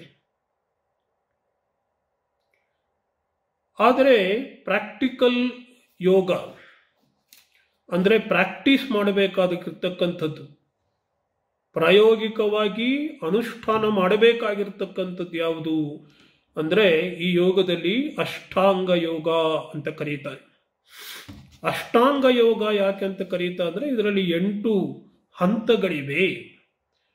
ಈ 8 ಹಂತಗಳನ್ನು ಯಾರು ಕ್ರಮಿಸುತ್ತಾನೆಯೋ, ಹತ್ತುತ್ತಾನೆಯೋ ಅವನಿಗೆ ಕಡೆಯಲ್ಲಿ ಸಾಕ್ಷಾತ್ಕಾರವಾಗುತ್ತದೆ, ಮೋಕ್ಷ ಉಂಟಾಗುತ್ತದೆ, ನಿಜವಾಗಿರ್ತಕ್ಕಂತಹ ಜ್ಞಾನ ಉಂಟಾಗುತ್ತದೆ. ಇದರಲ್ಲಿ ಮೊದಲನೇದು ಯಾವುದು ಅಂತಂದ್ರೆ ನೈತಿಕ ನಿಯಮಗಳು. ಅಹಿಂಸೆ, ಸತ್ಯ, ಅಸ್ತೇಯ ಅಂದ್ರೆ ಕದಿದೇ ಇರತಕ್ಕಂಥದ್ದು, ಬ್ರಹ್ಮಚರ್ಯ, ಅಪರಿಗ್ರಹ ಮುಂತಾದವುಗಳು. ಇವುಗಳನ್ನು ಯಮ ಅಂತ ಕರೆಯುತ್ತೇವೆ, ನಿಯಂತ್ರಿಸಿಕೊಳ್ತಕ್ಕಂಥದ್ದು. ಇನ್ನು ಎರಡನೇದೇನು ಅಂತಂದ್ರೆ ಶುದ್ಧೀಕರಣ ಮಾಡಿಕೊಳ್ತಕ್ಕಂಥದ್ದು. ಶೌಚ, ಬಾಹ್ಯ ಶೌಚ, ಆಂತರಂಗಿಕ ಶೌಚ, ಮನಸ್ಸನ್ನು ಶುದ್ಧಿಯಾಗಿ ಇರಿಸಿಕೊಳ್ತಕ್ಕಂಥದ್ದು. ಅದೇ ರೀತಿ ನಮ್ಮ ದೇಹ ಇಂದ್ರಿಯಗಳನ್ನು ಶುದ್ಧವಾಗಿ ಇಟ್ಕೊಳ್ತಕ್ಕಂಥದ್ದು, ಸಂತೋಷವಾಗಿರ್ತಕ್ಕಂಥದ್ದು. ಎಲ್ಲ ಸಮಯದಲ್ಲೂ ಕೂಡ ಸಂತೋಷವಾಗಿ ಇರೋದಕ್ಕೆ ಪ್ರಯತ್ನ ಮಾಡುವಂಥದ್ದು. ತಪಸ್ಸು, ಮನಸ್ಸು ಮತ್ತು ಇಂದ್ರಿಯಗಳನ್ನು ಒಟ್ಟಾಗಿಟ್ಟುಕೊಂಡು ಯಾವುದಾದ್ರೂ ಒಂದು ವಿಶಿಷ್ಟವಾಗಿರ್ತಕ್ಕಂತಹ ಗುರಿಯಲ್ಲಿ ಹರಿಸುವಂಥದ್ದನ್ನ ತಪಸ್ಸು ಅಂತ ಕರೀತಾರೆ.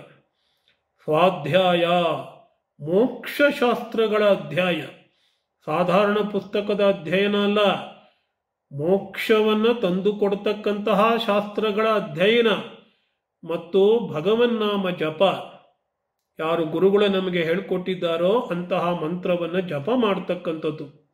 ಕಡೆಯದಾಗಿ ಈಶ್ವರ ಪ್ರಣಿಧಾನ, ಯಾವುದನ್ನು ಇದುವರೆಗೆ ನಾವು ಕರ್ಮಯೋಗ ಅಂತ ಕರೀತಾ ಇದ್ವೋ ಆ ಕರ್ಮಯೋಗವನ್ನ, ನಮ್ಮೆಲ್ಲ ಕರ್ಮಗಳನ್ನು ಭಗವಂತನಿಗೆ ಸಮರ್ಪಿಸಿ ಮಾಡತಕ್ಕಂಥದ್ದು.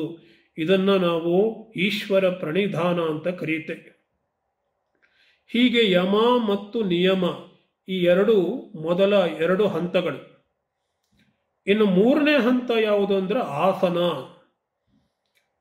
ನಾವೀಗ ಯೋಗ ಅಂತ ಕರೀತಾ ಇರ್ತಕ್ಕಂಥದ್ದು ಸಾಮಾನ್ಯವಾಗಿ ಎಲ್ಲ ಕಡೆ ಪ್ರಸಿದ್ಧವಾಗಿರ್ತಕ್ಕಂಥದ್ದೇನು, ಯೋಗಾಸನವನ್ನೇ ಯೋಗ ಅಂತ ಕರೀತೇವೆ.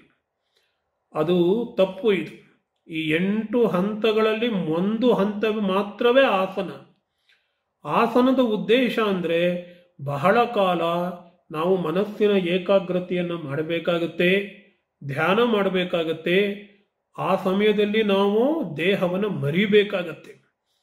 ದೇಹವನ್ನು ಮರೆಯೋದಿಕ್ಕೆ ಏನು ಮಾಡಬೇಕು, ದೇಹದಲ್ಲಿ ಯಾವುದೇ ನೋವುಗಳು ಉಂಟಾಗಬಾರ್ದು. ದೇಹವನ್ನು ಮೀರಿ ಮನಸ್ಸು ಹೋಗೋದಿಕ್ಕೆ ಸಾಧ್ಯವಾಗಬೇಕು. ಆದ್ದರಿಂದ ಒಂದು ಶರೀರ ಸ್ಥಿತಿಯನ್ನು ನಾವು ಅಭ್ಯಾಸ ಮಾಡಬೇಕು.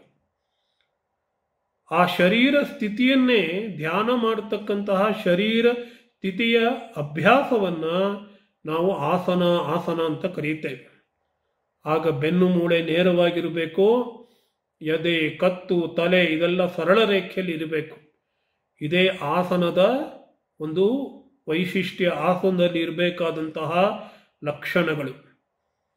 ಈ ಆಸನವನ್ನು ನಾವು ಕರಗತ ಮಾಡಿಕೊಂಡ ಮೇಲೆ ಪ್ರಾಣಾಯಾಮವನ್ನು ಮಾಡಬೇಕು. ಪ್ರಾಣಾಯಾಮದ ವೈಜ್ಞಾನಿಕವಾಗಿರ್ತಕ್ಕಂತಹ ವಿಶ್ಲೇಷಣೆಯನ್ನು ಸ್ವಾಮಿ ವಿವೇಕಾನಂದರು ಮಾಡ್ತಾರೆ. ನಮ್ಮ ಮನಸ್ಸನ್ನು ನಿಯಂತ್ರಿಸೋದು ಯಾವುದು, ನರಗಳು. ಆ ನರಗಳನ್ನು ನಾವು ನಿಯಮಿತವಾಗಿರ್ತಕ್ಕಂತಹ ಉಸಿರಾಟದಿಂದ ನಿಯಂತ್ರಿಸಬಹುದು. ಇದನ್ನೇ ಪ್ರಾಣಾಯಾಮ ಅಂತ ಕರೀತಾರೆ. ಸ್ವಾಮಿ ವಿವೇಕಾನಂದರ ಪ್ರಕಾರ ಉಸಿರಾಟ ಅನ್ನುವಂಥದ್ದು ಒಂದು ಯಂತ್ರದ ಗಾಲಿ ಥರ ಇದ್ದ ಹಾಗೆ. ಅದು ಶರೀರದ ಎಲ್ಲ ಭಾಗವನ್ನು ಕೂಡ ನಿಯಂತ್ರಿಸುತ್ತೆ. ನಮ್ಮ ಎಲ್ಲ ದೇಹದ ಕಾರ್ಯಗಳಿಗೂ ಕೂಡ ಪ್ರೇರೇಪಣೆಯನ್ನು ಕೊಡ್ತಕ್ಕಂಥದ್ದು. ಅಂತಹ ಪ್ರಾಣ ಅಥವಾ ಉಸಿರಾಟದ ನಿಯಂತ್ರಣವನ್ನು ಮಾಡಿದಾಗ ಮನಸ್ಸು ನಿಯಂತ್ರಣವಾಗುತ್ತೆ. ಮನಸ್ಸು ನಿಯಂತ್ರಣವಾದಾಗ ನಮಗೇನಾಗುತ್ತೆ, ಧ್ಯಾನ ಮಾಡಲಿಕ್ಕೆ, ಏಕಾಗ್ರತೆ ಮಾಡಲಿಕ್ಕೆ ಸಾಧ್ಯವಾಗುತ್ತೆ. ಈ ಪ್ರಾಣ ಅಂತಂತಂದ್ರೆ ಕೇವಲ ನಮ್ಮ ದೇಹದಲ್ಲಿ ಇರ್ತಕ್ಕಂತಹ ವಾಯು ಮಾತ್ರ ಅಲ್ಲ, ಉಸಿರಾಟ ಮಾತ್ರ ಅಲ್ಲ, ಶಕ್ತಿ ಮಾತ್ರ ಅಲ್ಲ, ಇಡೀ ಜಗತ್ತಿನ ಶಕ್ತಿಯೂ ಕೂಡ ಪ್ರಾಣ ಅಂತ ಅನಿಸ್ಕೊಳ್ಳುತ್ತೆ. ಅದಕ್ಕೆ ಸ್ವಾಮಿ ವಿವೇಕಾನಂದರು ಸ್ಪೇಸ್ ಆ್ಯಂಡ್ ಎನರ್ಜಿ ಅಂತ ಕರೀತಾರೆ. ಸ್ಪೇಸ್ ಅಂದರೆ ನಾವು ಜಗತ್ತಿನಲ್ಲಿ ನೋಡ್ತಕ್ಕಂತಹ ಎಲ್ಲ ಪದಾರ್ಥಗಳು, ಆ ಪದಾರ್ಥಗಳ ಜೊತೆಗೆ ಇನ್ನೇನೊಂದಿದೆ ಅಂದರೆ ಶಕ್ತಿ ಅಂತ ಇದೆ. ಆ ಶಕ್ತಿಯೇ ಪ್ರಾಣ. ಈ ಮನಸ್ಸು ಅನ್ನುವಂಥದ್ದು ಪ್ರಾಣದ ಅತ್ಯಂತ ಸೂಕ್ಷ್ಮ ಸ್ಥಿತಿ ಅಂತ ಹೇಳಿದ್ದಾರೆ. ಆ ಮನಸ್ಸನ್ನು ನಿಯಂತ್ರಿಸಿದ್ರೆ, ಪ್ರಾಣವನ್ನು ನಿಯಂತ್ರಿಸಿದ್ರೆ ಇಡೀ ವಿಶ್ವದ ಮನಸ್ಸು, ಇಡೀ ವಿಶ್ವದ ಪ್ರಾಣವೂ ಕೂಡ ನಮ್ಮ ನಿಯಂತ್ರಣಕ್ಕೆ ಬರುತ್ತೆ. ಇದು ಪ್ರಾಣಾಯಾಮದ ಹಿಂದೆ ಇರತಕ್ಕಂತಹ ಉದ್ದೇಶ ಮತ್ತು ಸಿದ್ಧಾಂತ. ಯಮ, ನಿಯಮ, ಆಸನ, ಪ್ರಾಣಾಯಾಮ 4 ಆಯಿತು.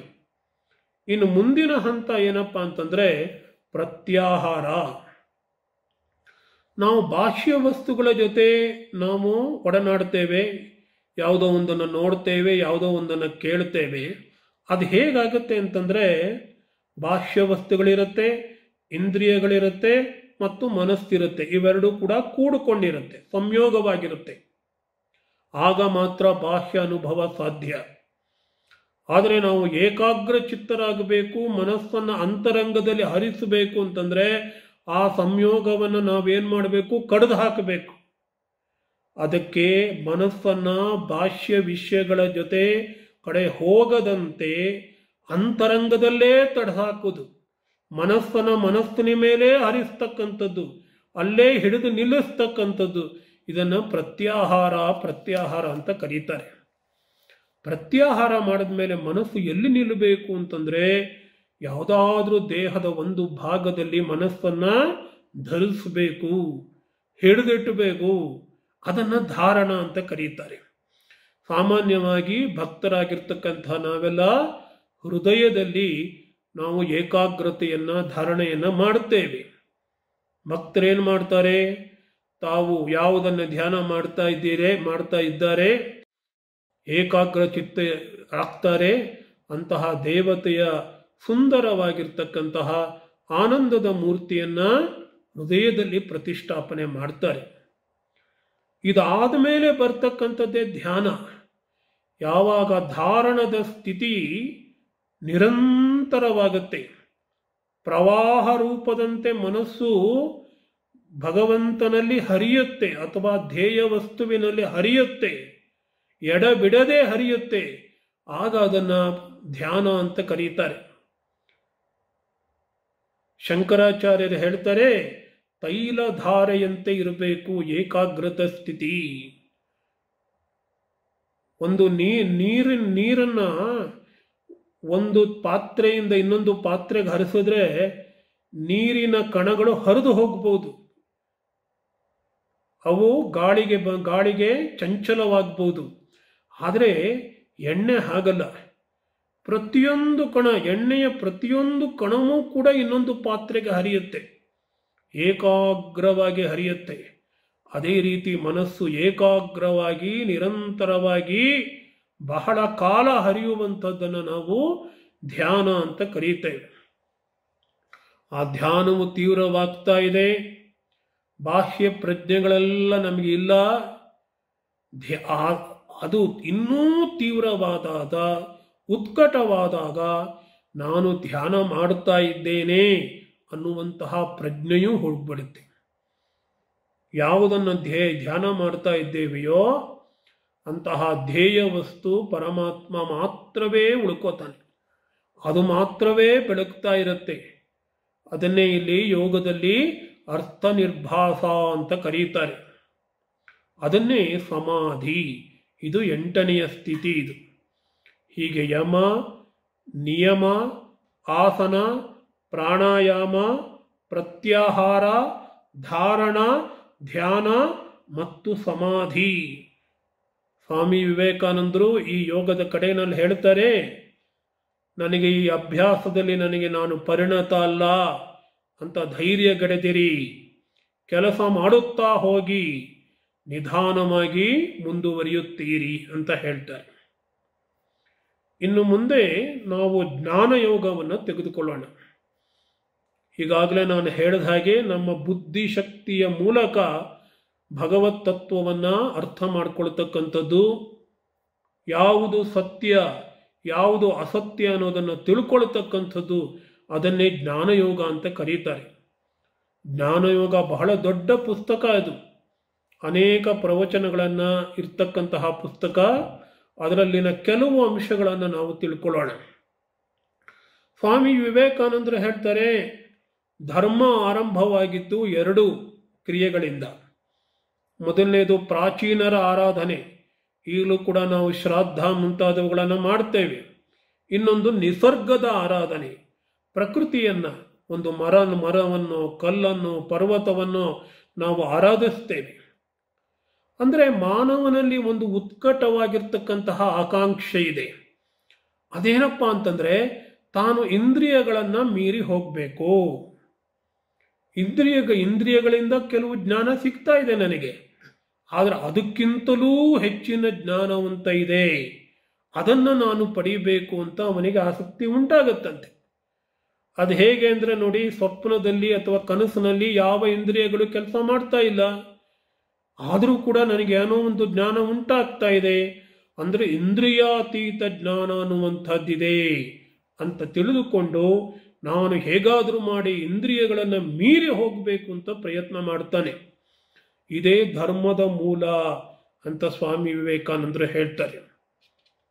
ಯಾರು ಇಂದ್ರಿಯಾತೀತ ಜ್ಞಾನವನ್ನ, ಇಂದ್ರಿಯಾತೀತ ಅನುಭವವನ್ನು ಪಡೆದುಕೊಳ್ಳೋದಿಕ್ಕೆ ಇಚ್ಛೆ ಪಡ್ತಾರೋ, ಆ ಅನುಭವ, ಸ್ಫೂರ್ತಿ, ಅತೀಂದ್ರಿಯ ಅನುಭವ, ಅದನ್ನೇ ಸಾಧಾರಣ ಭಾಷೆಯಲ್ಲಿ ನಾವೇನು ಕರಿತೀವಿ, ಸಮಾಧಿ.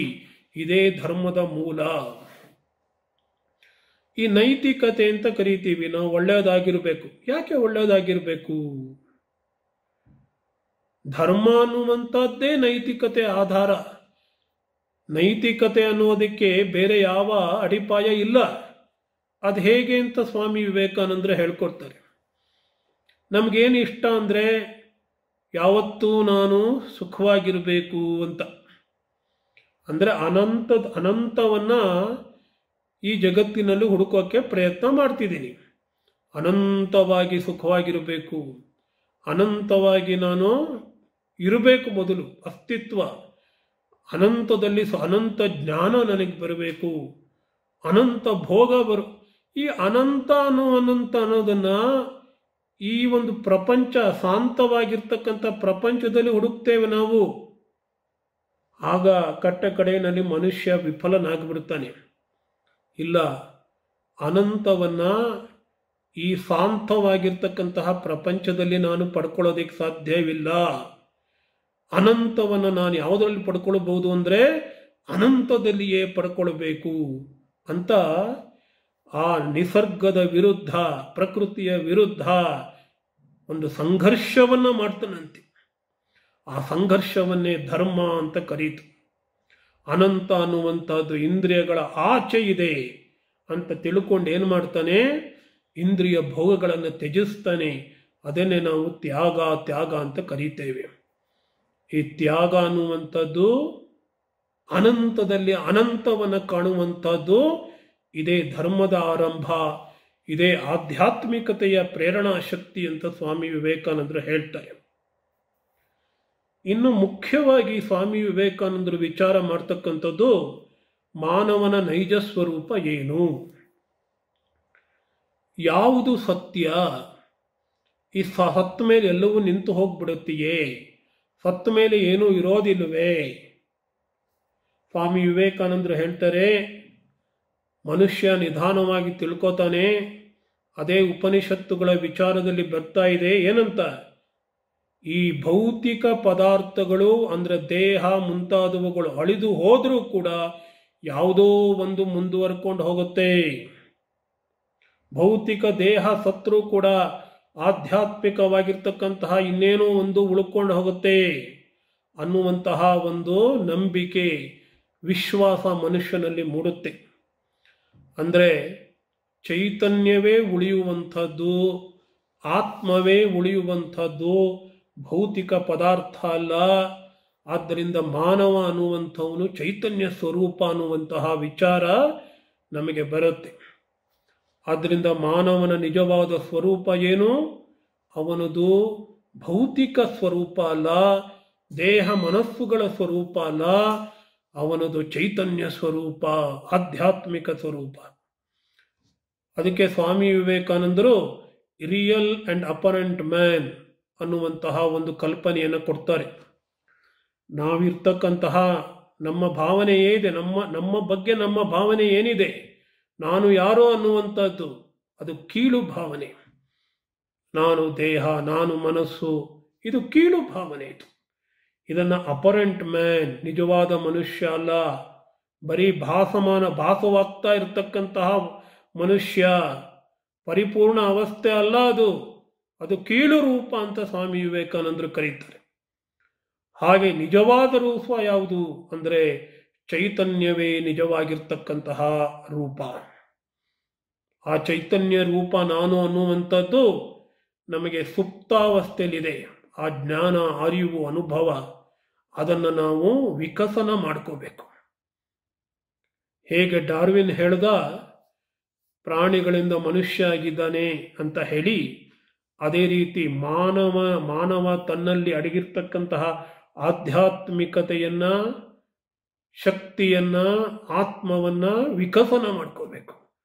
ಇದನ್ನೇ ಸ್ವಾಮಿ ವಿವೇಕಾನಂದರು ಆಧ್ಯಾತ್ಮಿಕ ವಿಕಸನ ಅಂತ ಕರೆದ್ರು, ಎವಲ್ಯೂಷನ್. ನಿಜವಾದ ಮನುಷ್ಯರಾಗಿರ್ತಕ್ಕಂಥವು ಆಗಬೇಕು, ನಿಜವಾದ ರೂಪದಲ್ಲಿ ನಾವು ಮನುಷ್ಯರಾಗಬೇಕು. ಇದೇ ವಿಕಸನ ಅಂತ ಸ್ವಾಮಿ ವಿವೇಕಾನಂದರು ಕರೆದ್ರು. ಅಂದ್ರೆ ನಾವು ಆತ್ಮವನ್ನೇನು ನಾವು ವಿಕಾಸ ಮಾಡಿಕೊಳ್ಳುತ್ತಾ ಇಲ್ಲ, ಈ ಆತ್ಮದ ವಿಕಾಸದಲ್ಲಿ ನಮ್ಮ ಜ್ಞಾನಕ್ಕೆ ಏನೆಲ್ಲ ಅಡೆತಡೆಗಳಿವೆ, ಆ ಅಡೆತಡೆಗಳನ್ನು ನಿವಾರಣೆ ಮಾಡಿಕೊಂಡು ನಾನು ಆತ್ಮಸ್ವರೂಪ ಎಂಬ ತಿಳುವಳಿಕೆಯನ್ನು ಪಡ್ಕೋಬೇಕು. ಅದೇ ನಿಜವಾಗಿರ್ತಕ್ಕಂತಹ ಆಧ್ಯಾತ್ಮಿಕ ವಿಕಾಸ. ಈ ಮಧ್ಯೆ ನಮಗೆ ಮಾಯೆ ಅನ್ನುವಂಥದ್ದು ನಮ್ಮನ್ನ ಆ ಆಧ್ಯಾತ್ಮಿಕ ವಿಕಾಸಕ್ಕೆ ಬಿಡದೇ ಇರತಕ್ಕಂತಹ ಒಂದು ಶಕ್ತಿಯಾಗಿ ಪರಿಣಮಿಸುತ್ತೆ. ಮಾಯೆ ಅಂತಂದ್ರೆ ಏನು? ಸ್ವಾಮಿ ವಿವೇಕಾನಂದರು ವಿಶಿಷ್ಟವಾಗಿರ್ತಕ್ಕಂತಹ ಒಂದು ಒಂದು ವ್ಯಾಖ್ಯಾನವನ್ನು ಕೊಡ್ತಾರೆ. ಮಾಯೆ ಅಂತಂದ್ರೆ ವಾಸ್ತವಿಕತೆ. ಈಗ ನೀವು ನಾವೇನು ಇದೀವೋ ಅದರ ಒಂದು ಸ್ಟೇಟ್ಮೆಂಟ್ ಆಫ್ ಫ್ಯಾಕ್ಟ್, ಹೇಳಿಕೆ ಅಷ್ಟೇ. ಆ ಹೇಳಿಕೆಯನ್ನ, ವಾಸ್ತವದ ಹೇಳಿಕೆಯನ್ನೇ ನಾವು ಮಾಯೆ ಅಂತ ಕರೀತೇವೆ. ಈಗ ನಾವೇನಾಗಿದ್ದೇವೋ, ನಮ್ಮ ಸುತ್ತಲೂ ಏನೇನೆಲ್ಲ ನೋಡ್ತಾ ಇದ್ದೇವೋ, ಇವೆಲ್ಲವೂ ಮಾಯೆ. ಮಾಯೆಯನ್ನ ಮನಸ್ಸಿನಿಂದ ತಿಳ್ಕೊಳ್ಳೋದಿಕ್ಕಾಗೋದಿಲ್ಲ. ಯಾಕಂದ್ರೆ ಮನಸ್ಸು ಉಂಟಾಗಿರ್ತಕ್ಕಂಥದ್ದೇ ಮಾಯೆಯಿಂದ. ನಾವು ನೋಡ್ತಾ ಇರೋದಿಲ್ಲ, ಇಂದ್ರಿಯ ಜ್ಞಾನಕ್ಕೆ ಸೀಮಿತವಾಗಿದೆ. ಇಂದ್ರಿಯಗಳನ್ನು ಬಿಟ್ಟು ನಾವು ಬೇರೇನೂ ನೋಡೋದಿಕ್ಕಾಗೋದಿಲ್ಲ. ನಾಮರೂಪಗಳು, ಸುಖ ದುಃಖಗಳು, ಇವೆಲ್ಲ ನೋಡಿ ಕಾಂಟ್ರಡಿಕ್ಷನ್, ವಿರೋಧಾಭಾಸಗಳು. ಸುಖವೂ ಇದೆ, ದುಃಖವೂ ಇದೆ, ಆನಂದವೂ ಇದೆ, ದುಃಖವೂ ಇದೆ, ನೋವಿದೆ, ನಲಿವಿದೆ. ಈ ಯಾವ ವಿರೋಧಾಭಾಸಗಳಿದೆ, ಜೀವನ ಅನ್ನುವಂಥದ್ದು ವಿರೋಧಾಭಾಸಗಳ ಕಂತೆ. ಇದು ಈ ಕಂತೆಯನ್ನ ಕಂತೆ ಅಂತ ಹೇಳ್ತಕ್ಕಂಥದ್ದನ್ನೇ ಮಾಯೆ ಅಂತ ಕರೆಯೋದು. ಎಲ್ಲವೂ ನಾಮರೂಪಗಳೇ. ಇಲ್ಲ ಹೆಸರು, ಇಲ್ಲ ಅಂತೇಳಿದ್ರೆ ಒಂದು ರೂಪ. ಹೆಸರು ರೂಪಗಳೇ ಈ ಜೀವನ, ಈ ಜಗತ್ತು. ಈ ಹೆಸರು ರೂಪಗಳು ಯಾವ್ಯಾವ್ದು ಇದೆಯೋ ಅವೆಲ್ಲವೂ ಮಾಯೆ ಅಂತ ಸ್ವಾಮಿ ವಿವೇಕಾನಂದರು ಹೇಳ್ತಾರೆ. ಅಂದ್ರೆ ಆತ್ಮ ಬ್ರಹ್ಮ ಅನ್ನುವಂಥದ್ದು ಒಂದೇ. ಅದು ಯಾವುದಕ್ಕೆ ಬಹುವಾಯಿತು, ಅನೇಕವಾಯಿತು, ಅದಕ್ಕೆ ನಮಗೆ ಉತ್ತರ ಇಲ್ಲ. ನಾವು ಕೊಡ್ತಕ್ಕಂತಹ ಉತ್ತರ ಅಂದ್ರೆ ಮಾಯೆ. ನಿಜವಾಗಲೂ ಒಂದಾಗಿದ್ದು ಬಹುವಾಗಿಲ್ಲ. ಅದು ನಮಗೆ ಕಾಣ್ತಾ ಇದೆ ಅಷ್ಟೇ, ಇಲ್ಲದ್ದು ಕಾಣ್ತಾ ಇದೆ. ಅಲ್ಲಿರೋದು ಬರೀ ಹಗ್ಗ ಅಷ್ಟೇ. ನಮಗೇನು ಕಾಣಿಸ್ತಾ ಇದೆ? ಹಾವಿನಂತೆ ಕಾಣಿಸ್ತಾ ಇದೆ. ಯಾಕೆ ಕಾಣಿಸ್ತಾ ಇದೆ? ಹೇಗೆ ಕಾಣಿಸ್ತಾ ಇದೆ? ಇದಕ್ಕೆಲ್ಲ ಉತ್ತರ ಏನಪ್ಪ ಅಂದ್ರೆ ಮಾಯೆ. ಅದಕ್ಕೇನೆ ನಮಗೆ ಕೆಲವರಿಗೆ ಸಾಧಾರಣವಾಗಿ ಪೂಜೆ ಮಾಡ್ತಕ್ಕಂತಹ ಈಶ್ವರ ದೇವರ ವಿಷಯದಲ್ಲಿ ನಮಗೆ ಅಷ್ಟೊಂದು ವಿಶ್ವಾಸ ಮೂಡೋದಿಲ್ಲ. ದೇವರು ನಿಜವಾಗ್ಲೂ ಇದ್ರೆ ಯಾಕೆ ಈ ಜಗತ್ತಿನಲ್ಲಿ ಇಷ್ಟೊಂದು ಕೆಡುಕು, ಇಷ್ಟೊಂದು ತೊಂದರೆ, ಇಷ್ಟೊಂದು ದುಃಖ ದೌಮನಸ್ಯಗಳಿವೆ ಅಂತ ನಾವು ಹೇಳ್ತೇವೆ. ಆದರೆ ಈಗ ನಾವು ಇನ್ನೊಂದು ದೇವರನ್ನು ತೆಗೆದುಕೊಂಡು ಹೋಗ್ತಾ ಇದ್ದೇವೆ. ಈ ದುಃಖವೂ ಆಗಿರ್ತಕ್ಕಂತಹ ದೇವರು, ಸಂತೋಷವೂ ಆಗಿರ್ತಕ್ಕಂತಹ ದೇವರು, ಕೆಡುಕೂ ಆಗಿರ್ತಕ್ಕಂತಹ ದೇವರು, ಒಳಿತೂ ಆಗಿರ್ತಕ್ಕಂತಹ ದೇವರು. ನಾವೇನೇನು ಕಾಣ್ತಾ ಇದ್ದೀವಿ, ನಾವೇನೇನು ಅನುಭವಿಸ್ತಾ ಇದ್ದೀವಿ, ಇದೆಲ್ಲವೂ ಆಗಿರ್ತಕ್ಕಂತಹ ದೇವರು. ಆ ದೇವರನ್ನ ಜ್ಞಾನಯೋಗ ನಮಗೆ ಹೇಳಿಕೊಡುತ್ತೆ. ಅದೇ ಬ್ರಹ್ಮ, ಅದೇ ಆತ್ಮ, ಇಂಪರ್ಸನಲ್ ಗಾಡ್ ಅಂತ ಸ್ವಾಮಿ ವಿವೇಕಾನಂದರು ಹೇಳ್ತಾರೆ. ಆ ಒಂದು ಸಗುಣ ಬ್ರಹ್ಮ, ಈಶ್ವರ ಪರಮಾತ್ಮನ ಜಾಗದಲ್ಲಿ ನಾವು ನಿರ್ಗುಣ, ನಿರಾಕಾರ, ನಿರುಪಾಧಿಕ ಎಲ್ಲವೂ ಆಗಿರ್ತಕ್ಕಂತಹ ಬ್ರಹ್ಮವನ್ನು ಪ್ರತಿಷ್ಠಾಪಿಸಬೇಕು. ಇದನ್ನು ಅವರು ಡಿಯಿಫಿಕೇಶನ್ ಆಫ್ ಗಾಡ್ ಅಂತ ಕರೀತಾರೆ. ತಮ್ಮ ಒಂದು ಹೇಳಿಕೆಯಲ್ಲಿ ಇಡೀ ಜ್ಞಾನ ಯೋಗದ ಸಾರ ಸರ್ವಸ್ವವನ್ನು ಸ್ವಾಮೀಜಿ ಹೀಗೆ ಹೇಳ್ತಾರೆ. ಮೊದಲು ನಾವು ಸ್ವರ್ಗದಲ್ಲಿ ದೇವರು ಇದ್ದೇವೆ ಅಂತ ಅನ್ಕೊಂಡಿದ್ವಿ. ಆಮೇಲೆ ಮನುಷ್ಯ ಅನ್ಕೋತಾನೆ ಇಡೀ ಪ್ರಕೃತಿಯಲ್ಲಿ ದೇವರಿದ್ದಾನೆ ಅಂತ. ಅಂದ್ರೆ ಪ್ರಕೃತಿ ಬೇರೆ, ದೇವರು ಬೇರೆ. ದೇವರು ಪ್ರಕೃತಿಯ ಅಂತರಂಗದಲ್ಲಿ ಒಳಗಡೆ ಇದ್ದಾನೆ. ಆಮೇಲೆ ಪ್ರಕೃತಿಯಲ್ಲಿ ಇರ್ತಕ್ಕಂತಹ ದೇವರನ್ನ ಪ್ರಕೃತಿಯೇ ದೇವರು ಅಂತ ತಿಳ್ಕೊತಾನಂತೆ. ನಾನೇನ್ ನೋಡ್ತಾ ಇದ್ದೀನಿ, ಕೇಳ್ತಾ ಇದ್ದೀನಿ, ಅದೆಲ್ಲವೂ ಕೂಡ ದೇವರೇ. ಕಡೆಯಲ್ಲಿ ಪ್ರಕೃತಿಯಾಗಿರ್ತಕ್ಕಂತಹ ದೇವರು ಈ ದೇಹ ಅನ್ನುವಂತಹ ದೇವಸ್ಥಾನದಲ್ಲಿಯೇ ಇದ್ದಾನೆ ಅಂತ ತಿಳ್ಕೊತೀವಂತೆ ನಾವು. ಇದೇ ಆಧ್ಯಾತ್ಮಿಕ ವಿಕಾಸ, ಇದೇ ಧಾರ್ಮಿಕ ವಿಕಾಸ. ಯಾವುದನ್ನು ನಾವು ಪರ್ಸನಾಲಿಟಿ ಡೆವಲಪ್ಮೆಂಟ್ ಅಂತ ಕರೀತೇವೆ. ಅದು ದೇಹದಲ್ಲಿ ಇರ್ತಕ್ಕಂತಹ ಚೈತನ್ಯವೇ ಆ ಭಗವಂತ ಅಂತ ತಿಳ್ಕೊಂಡಾಗ ಕಡೆಯಲ್ಲಿ ದೇಹದ ಒಳಗಡೆ ಪರಮಾತ್ಮ ಅನ್ನೋದಿಲ್ಲ, ಈ ದೇಹವೇ ಪರಮಾತ್ಮ. ಯಾವುದನ್ನು ನಾವು ದೇಹಕ್ಕಿಂತ ಪರಮಾತ್ಮನಿಗಿಂತ ಭಿನ್ನವಾಗಿದೆ ಅಂತ ತಿಳ್ಕೊಂಡಿದ್ದೀವಿ, ಅಂಥದ್ದೇನು ಇಲ್ಲಪ್ಪ, ಆ ದೇಹವೇ ಪರಮಾತ್ಮ ಅಂತ ತಿಳ್ಕೋತೇವಂತೆ. ಅಂದರೆ ಕಡೆಯಲ್ಲಿ ನನ್ನ ಆತ್ಮವೇ ಪರಮಾತ್ಮ. ನಿಜವಾಗಿರ್ತಕ್ಕಂತಹ ಮನುಷ್ಯ ನಾನಾಗಬೇಕಾದ್ರೆ ಆ ಪರಮಾತ್ಮನ ಜೊತೆಗೆ ನಾನು ಏಕೀಭಾವವನ್ನು ಹೊಂದಬೇಕು. ಇದನ್ನೇ ಸ್ವಾಮಿ ವಿವೇಕಾನಂದ ಹೇಳ್ತಾರೆ, there Vedanta teaches the last word it can teach.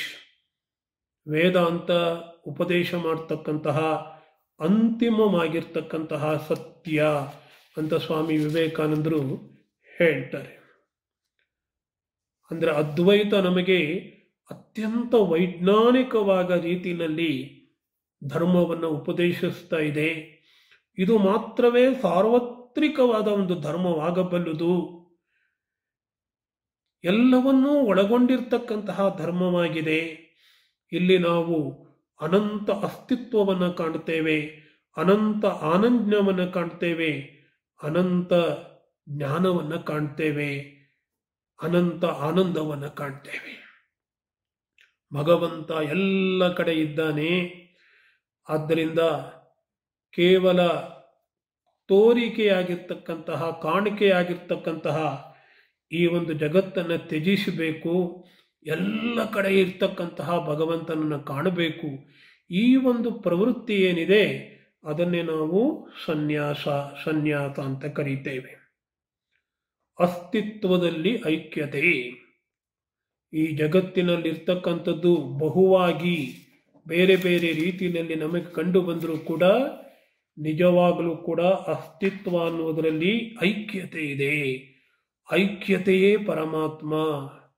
ಅದನ್ನು ನಾವು ಅನುಭವಕ್ಕೆ ತಂದುಕೊಂಡಾಗ ಮಾತ್ರ ನಮಗೆ ಸಾಕ್ಷಾತ್ಕಾರವಾಗತ್ತೆ.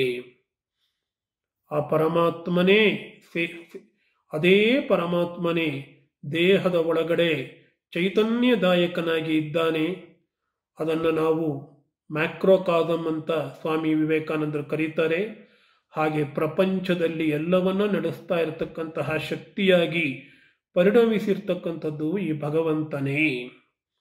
ಇದು ಜ್ಞಾನಯೋಗದ ಒಂದು ವಿವರಣೆ, ಬಹಳ ಸಂಕ್ಷಿಪ್ತವಾಗಿರ್ತಕ್ಕಂತಹ ವಿವರಣೆ. ಇನ್ನು ಭಕ್ತಿಯೋಗಕ್ಕೆ ಬಂದರೆ, ಭಕ್ತಿ ಅಂತನ್ನುವಂಥದ್ದು ಪ್ರೀತಿ. ನಾವು ಪ್ರಾಪಂಚಿಕ ವಸ್ತುಗಳಲ್ಲಿ ಪ್ರೀತಿಯನ್ನು ಮಾಡ್ತೇವೆ, ಪ್ರೇಮವನ್ನು ಮಾಡ್ತೇವೆ. ಅದೇ ರೀತಿ ನಮಗೆ ಹತ್ತಿರವಾದರ ಹತ್ರ ನಾವು ಪ್ರೀತಿ ಪ್ರೇಮಗಳನ್ನು ಮಾಡ್ತೇವೆ. ಈ ಪ್ರೀತಿ ಅನ್ನುವಂತಹ ಭಾವನೆ ಮನುಷ್ಯನಲ್ಲಿ ಸಹಜವಾಗಿ ಸಾಧಾರಣವಾಗಿಯೇ ಕಂಡು ಬರ್ತಕ್ಕಂಥದ್ದು. ಈ ಪ್ರೀತಿ ಅಥವಾ ಪ್ರೇಮವನ್ನು ನಾವು ಭಗವಂತನ ಕಡೆ ಹರಿಸಿದಾಗ ಅದಕ್ಕೆ ಒಂದು ಪವಿತ್ರತೆ ಅನ್ನುವಂಥದ್ದು ಬರುತ್ತೆ, ಪರಿಶುದ್ಧವಾಗುತ್ತೆ, ನಿಷ್ಕಲ್ಮಶವಾಗುತ್ತೆ. ಆ ಹರಿಸುವಂತಹ ಪ್ರಕ್ರಿಯೆಯನ್ನು ನಾವು ಭಕ್ತಿಯೋಗ ಅಂತ ಕರೀತೇವೆ. ಸ್ವಾಮಿ ವಿವೇಕಾನಂದರು ಹೇಳೋ ಪ್ರಕಾರ ಭಕ್ತಿಯೋಗ ಅನ್ನುವಂಥದ್ದು ಒಂದು ಪ್ರಾಮಾಣಿಕವಾಗಿರ್ತಕ್ಕಂಥ ಅನ್ವೇಷಣೆ. ಭಗವಂತನಲ್ಲಿ ನಾವು ಮಾಡತಕ್ಕಂತಹ ಅನ್ವೇಷಣೆ, ಭಗವಂತನಿಗಾಗಿ ಮಾಡತಕ್ಕಂತಹ ಅನ್ವೇಷಣೆ. ಈ ಅನ್ವೇಷಣೆ ಆರಂಭಗೊಳ್ಳೋದೇನಪ್ಪ ಅಂತಂದರೆ ಪ್ರೀತಿಯಲ್ಲಿ. ಅದು ಮುಂದುವರಿಯುವಂತಹದ್ದು ಎಲ್ಲಿ ಅಂತಂದರೆ ಪ್ರೀತಿಯಲ್ಲಿ. ಹಾಗೆ ಅದು ಕೊನೆಗೊಳ್ಳತಕ್ಕಂತಂದರೆ ಪ್ರೀತಿಯಲ್ಲಿ. ಇದು ಭಕ್ತಿಯೋಗದ ವೈಶಿಷ್ಟ್ಯ. ಅದು ಆರಂಭವಾಗ್ತಕ್ಕಂಥದ್ದು ಭಗವಂತನ ಪ್ರೀತಿಯಲ್ಲಿ, ಅದು ಮುಂದುವರಿಯುವಂಥದ್ದು ಭಗವಂತನ ಪ್ರೀತಿಯಲ್ಲಿ. ಕಡೆಗೆ ನಾವು ಪಡೆದುಕೊಳ್ತಕ್ಕಂಥದ್ದು ಅಂದರೆ ಪರಾಭಕ್ತಿ, ಪ್ರೇಮ, ಉತ್ಕಟವಾಗಿರ್ತಕ್ಕಂತಹ ಭಗವಂತನ ಪ್ರೇಮವನ್ನೇ ನಾವು ಪಡ್ಕೋತೇವೆ. ಅಂದರೆ ಸಾಧನವೂ ಪ್ರೀತಿಯೇ ಆಗಿದೆ, ಇಲ್ಲಿ ಭಕ್ತಿಯೇ ಆಗಿದೆ. ಆರಂಭಗೊಳ್ಳತಕ್ಕಂಥದ್ದು ಭಕ್ತಿಯಲ್ಲಿಯೇ. ಹಾಗೆ ಈ ಭಕ್ತಿಯೋಗದ ಗುರಿ ಕೂಡ ಪ್ರೇಮವೇ ಆಗಿದೆ ಅಂತ ಸ್ವಾಮಿ ವಿವೇಕಾನಂದರು ಹೇಳ್ತಾರೆ. ಈ ಭಕ್ತಿಯೋಗದಲ್ಲಿ ಮೊದಲನೇದಾಗಿ ತಿಳ್ಕೊಳ್ಬೇಕಾದದ್ದು ಭಕ್ತಿ ಅಂದರೆ ಏನು ಅಂತ ಹೇಳಿ. ಇದಕ್ಕಾಗಿ ಸ್ವಾಮಿ ವಿವೇಕಾನಂದರು ಹಲವಾರು ವ್ಯಾಖ್ಯಾನಗಳನ್ನು ಉಲ್ಲೇಖ ಮಾಡ್ತಾರೆ. ಮೊದಲನೇದಾಗಿ ಶಂಕರಾಚಾರ್ಯರ ವ್ಯಾಖ್ಯಾನ ಉತ್ಕಟವಾಗಿರ್ತಕ್ಕಂತಹ ಮತ್ತು ನಿರಂತರವಾಗಿರ್ತಕ್ಕಂತಹ ಸ್ಮರಣೆ, ಭಗವಂತನ ಸ್ಮರಣೆಯನ್ನು ಭಕ್ತಿ ಅಂತ ಕರೀತೇವೆ. ಒಬ್ಬ ಪತ್ನಿ ತನ್ನ ಪತಿಯ ವಿಷಯದಲ್ಲಿ ಪ್ರೀತಿಪೂರ್ವಕವಾಗಿ ಸ್ಮರಣೆಯನ್ನು ನೆನಪನ್ನು ಮಾಡ್ಕೋತಾ ಇರ್ತಾಳೆ, ಅದನ್ನು ಭಕ್ತಿಗೆ ಹೋಲಿಸಬಹುದು ಅಂತ ಶಂಕರಾಚಾರ್ಯರು ಹೇಳ್ತಾರೆ. ಆಮೇಲೆ ಇದು ತೈಲಧಾರೆಯಂತೆ, ಈಗಾಗಲೇ ತೈಲಧಾರೆಯ ವಿಷಯವನ್ನು ನೋಡಿದ್ವಿ ನಾವು ಧ್ಯಾನದಲ್ಲಿ. ಒಂದು ಎಣ್ಣೆ ಒಂದು ಪಾತ್ರೆಯಿಂದ ಇನ್ನೊಂದು ಪಾತ್ರೆಗೆ ಹರಿಯುವಂತೆ ನಿರಂತರವಾಗಿ ಮನಸ್ಸಿನ ಏಕಾಗ್ರತಾ ಪ್ರವಾಹ, ಪ್ರೀತಿಯ ಏಕಾಗ್ರತಾ ಪ್ರವಾಹವನ್ನು ನಾವು ಭಕ್ತಿ ಅಂತ ಕರೀತೇವೆ. ಇದನ್ನೇ ರಾಮಾನುಜರು ಕೂಡ ಸ್ಮರಣೆಗೆ ಅವರು ಪ್ರಾಮುಖ್ಯತೆಯನ್ನು ಕೊಡ್ತಾರೆ. ಭಗವಂತನಲ್ಲಿ ಪ್ರೀತಿಪೂರ್ವಕವಾಗಿರ್ತಕ್ಕಂತಹ ಸ್ಮರಣೆ, ಪ್ರೀತಿಪೂರ್ವಂ ಅನುಧ್ಯಾಯಂ ಭಕ್ತಿರಿತ್ಯ ವಿಧೀಯತೆ ಅನ್ನುವಂತಹ ಒಂದು ಉಲ್ಲೇಖ ಏನಿದೆ ಅದನ್ನು ರಾಮಾನುಜರು ಮಾಡ್ತಾರೆ. ಅಂದರೆ ಸ್ಮರಣೆ ಯಾವತ್ತೂ ಕೂಡ ನಿರಂತರವಾಗಿ ಒಂದು ಸ್ವಲ್ಪವೂ ಕೂಡ ಅಂತರ ಇಲ್ಲದೇನೆ ನಿರಂತರವಾಗಿ ಯಾವುದೇ ಒಂದು ಅಡೆತಡೆಗಳಿಲ್ಲದೇನೆ ಮನಸ್ಸಿನ ಪ್ರವಾಹ, ಪ್ರೀತಿಪೂರ್ವಕವಾಗಿರ್ತಕ್ಕಂತಹ ಮನಸ್ಸಿನ ಪ್ರವಾಹ ಭಗವಂತನ ಕಡೆ ಹರಿದರೆ ಅದನ್ನು ಭಕ್ತಿ ಎಂದು ಕರೆಯುತ್ತಾರೆ. ಪತಂಜಲಿ ಯೋಗ ಸೂತ್ರದಲ್ಲಿ ಹೇಳ್ತಾರೆ, ಎಲ್ಲ ಕರ್ಮಗಳನ್ನು ಭಗವಂತನಿಗೆ ಸಮರ್ಪಣೆ ಮಾಡ್ತಕ್ಕಂಥದ್ದು, ಬೇರೆ ಯಾವ ಪ್ರತಿಫಲವನ್ನೂ ಕೂಡ ಅಪೇಕ್ಷಿಸದೆ ಇರತಕ್ಕಂಥದ್ದು. ಇದನ್ನು ನಾವು ಯಾವುದನ್ನು ಕರ್ಮಯೋಗ ಅಂತ ನೋಡಿದ್ವಿ, ಇದೇ ಈಶ್ವರ ಪ್ರಣಿಧಾನ, ಇದೇ ಭಕ್ತಿ ಅಂತ ಕೇಳ್ತಾರೆ. ಇನ್ನು ಶಾಂಡಿಲ್ಯ ಮಹರ್ಷಿಗಳು ಅವರು ಒಂದು ಭಕ್ತಿ ಸೂತ್ರವನ್ನು ಬರೆದಿದ್ದಾರೆ. ಅವರು ಅನುರಾಗ ಅನ್ನುವಂಥದ್ದು ಭಕ್ತಿ ಅಂತ ಹೇಳ್ತಾರೆ. ಭಗವಂತನ ಜ್ಞಾನವನ್ನು ಪಡ್ಕೊಳ್ಬೇಕು, ತದನಂತರ ಬರ್ತಕ್ಕಂತಹ ಉತ್ಕಟವಾಗಿರ್ತಕ್ಕಂತಹ ಪ್ರೀತಿ, ಜ್ಞಾನದ ನಂತರ ಬರ್ತಕ್ಕಂತಹ ಉತ್ಕಟವಾದ ಪ್ರೀತಿಯನ್ನು ಅವರು ಅನುರಾಗ, ಭಕ್ತಿ ಅಂತ ಕರೀತಾರೆ. ಆದರೆ ಇದೆಲ್ಲದಕ್ಕಿಂತಲೂ ಬಹಳ ಮುಖ್ಯವಾಗಿರ್ತಕ್ಕಂತಹ ಪ್ರಭಾವಶಾಲಿಯಾಗಿರ್ತಕ್ಕಂತಹ ವ್ಯಾಖ್ಯಾನ ಅನ್ನುವಂಥದ್ದು ಪ್ರಹ್ಲಾದನ ಪ್ರಾರ್ಥನೆ. ಅದು ವಿಷ್ಣು ಪುರಾಣದಲ್ಲಿ ಬರುತ್ತೆ ಅಂತ ಸ್ವಾಮಿ ವಿವೇಕಾನಂದರು ಹೇಳ್ತಾರೆ. ಆ ಶ್ಲೋಕ ಹೀಗಿದೆ: ಯಾ ಪ್ರೀತಿ ಅವಿವೇಕಾನ ವಿಷಯೇಷು ಅನಪಾಯಿನಿ ತ್ವಾಂ ಅನುಸ್ಮರತಃ ಸ್ವಾಮಿ ಹೃದಯಾತು ಮಾ ಅಪಸರ್ಪತು. ಭಗವಂತ ನರಸಿಂಹಮೂರ್ತಿಯನ್ನ ಪ್ರಹ್ಲಾದ ಪ್ರಾರ್ಥನೆ ಮಾಡ್ತಾನಂತೆ. ಅವಿವೇಕಿಗಳಾಗಿರ್ತಕ್ಕಂಥವರಿಗೆ ಪ್ರಾಪಂಚಿಕ ವಿಷಯಗಳಲ್ಲಿ ಬಿಟ್ಟು ಹೋಗದಂತಹ ಒಂದು ಭಕ್ತಿ ಇರುತ್ತೆ, ಅದನ್ನು ಬಿಡೋದಕ್ಕೆ ಅವರಿಗೆ ಸಾಧ್ಯವೇ ಇಲ್ಲ. ಅಂತಹ ಪ್ರೀತಿ ಇರುತ್ತೆ ವಿಷಯ ವಸ್ತುಗಳಲ್ಲಿ. ಆ ಒಂದು ಪ್ರೀತಿ ಅನ್ನುವಂಥದ್ದು ನಿನ್ನನ್ನು ಯಾವತ್ತೂ ಸ್ಮರಿಸ್ತಾ ಇರತಕ್ಕಂತಹ ನನ್ನ ಹೃದಯದಿಂದ ಬಿಟ್ಟು ಹೋಗದೇ ಇರಲಿ ಅಂತ ಪ್ರಹ್ಲಾದ ಪ್ರಾರ್ಥನೆ ಮಾಡ್ತಾನೆ. ಇದು ಭಕ್ತಿಯ ಅತ್ಯುತ್ತಮವಾಗಿರ್ತಕ್ಕಂತಹ ವ್ಯಾಖ್ಯಾನ ಅಂತ ಸ್ವಾಮಿ ವಿವೇಕಾನಂದರು ಹೇಳ್ತಾರೆ. ನಾವು ಯಾರಲ್ಲಿ ಭಕ್ತಿಯನ್ನು ಮಾಡ್ತೇವೆ ಅಂತಂದರೆ ಪರಮಾತ್ಮನಲ್ಲಿ, ಈಶ್ವರನಲ್ಲಿ ಭಕ್ತಿಯನ್ನು ಮಾಡ್ತೇವೆ. ನಾರದರು ಹೇಳ್ತಾರೆ, ಆ ಪರಮಾತ್ಮ ಅಂತಂದರೆ ಪ್ರೇಮ ಸ್ವರೂಪನಾಗಿರ್ತಕ್ಕಂಥವನು, ಪ್ರೇಮವೇ ಮೂರ್ತಿವೆತ್ತಿರ್ತಕ್ಕಂಥವನು ಅಂತ ಅರ್ಥ. ಭಕ್ತರು ಆರಾಧಿಸುವಂಥದ್ದು ಸಗುಣ ದೇವರು, ನಿರ್ಗುಣ ದೇವರಲ್ಲ. ಅತ್ಯಂತ ಕಲ್ಯಾಣ ಗುಣಗಳಿಂದ ಕೂಡಿರ್ತಕ್ಕಂತಹ ಪರಮಾತ್ಮ ಅಂತ ರಾಮಾನುಜಾಚಾರ್ಯರು ಹೇಳ್ತಾರೆ. ಆದರೆ ಈ ಸಗುಣ ಬ್ರಹ್ಮನನ್ನೇ ನಾವು ಈಶ್ವರ ಅಂತ ಕರೀತೇವೆ. ಜಗತ್ತಿಗೆ ಕಾರಣನಾಗಿರ್ತಕ್ಕಂಥವನು, ಜಗತ್ತನ್ನು ಆಳ್ತಾ ಇರ್ತಕ್ಕಂಥವನು, ಜಗತ್ತಿನಲ್ಲಿ ಅಂತರ್ಯಾಮಿಯಾಗಿರ್ತಕ್ಕಂಥವನನ್ನು ಈಶ್ವರ, ಪರಮಾತ್ಮ ಅಂತ ಕರೀತಾರೆ. ಈಶ್ವರನಿಗೂ ನಿರ್ಗುಣ ಬ್ರಹ್ಮಕ್ಕೂ ಕೂಡ ಯಾವುದೇ ವ್ಯತ್ಯಾಸ ಇಲ್ಲ ಅಂತ ಸ್ವಾಮಿ ವಿವೇಕಾನಂದರು ಹೇಳ್ತಾರೆ. ಹಾಗೆ ನೋಡಿದ್ರೆ ನಮ್ಮ ಮನಸ್ಸಿನ ಮೂಲಕ ನಾವು ನಿರ್ಗುಣ ಬ್ರಹ್ಮವನ್ನ ಯೋಚನೆ ಮಾಡೋದಕ್ಕಾಗೋದಿಲ್ಲ. ಈಶ್ವರ ಅನ್ನುವಂಥದ್ದು ನಿರ್ಗುಣ ಬ್ರಹ್ಮದ ಅತ್ಯಂತ ಶ್ರೇಷ್ಠ ಅಭಿವ್ಯಕ್ತಿ. ಮನುಷ್ಯ ನಿರುಪಾಧಿಕವಾಗಿರ್ತಕ್ಕಂತಹ ನಿರ್ಗುಣ ಸತ್ಯವನ್ನು ತನ್ನ ಮನಸ್ಸಿನ ಮೂಲಕ ತಿಳಿದುಕೊಳ್ಳೋದಕ್ಕೆ ಅರ್ಥ ಮಾಡ್ಕೋತಾನೆ, ತಿಳಿದುಕೊಳ್ಳೋದಕ್ಕೆ ಪ್ರಯತ್ನ ಮಾಡ್ತಾನೆ. ಅದರ ಒಂದು ಶ್ರೇಷ್ಠತಮ ಭಾವನೆ ಅನ್ನುವಂಥದ್ದೇ ಈಶ್ವರ ಅಂತ ಹೇಳ್ತಾನೆ. ಅಂದರೆ ಸಗುಣೋಪಾಸನೆಯನ್ನು ಮಾಡೋದಕ್ಕೆ ಯಾವುದೋ ಒಂದು ದೇವರು ಬೇಕಾಗುತ್ತೆ, ಅದೇ ಈಶ್ವರ. ಭಕ್ತಿ ಅಂತ ಹೇಳಿದ್ರೆ ಬ್ರಹ್ಮನ ಸಗುಣ ಆಕಾರ, ಅದನ್ನೇ ಈಶ್ವರ ಅಂತ ಕರೆಯೋದು.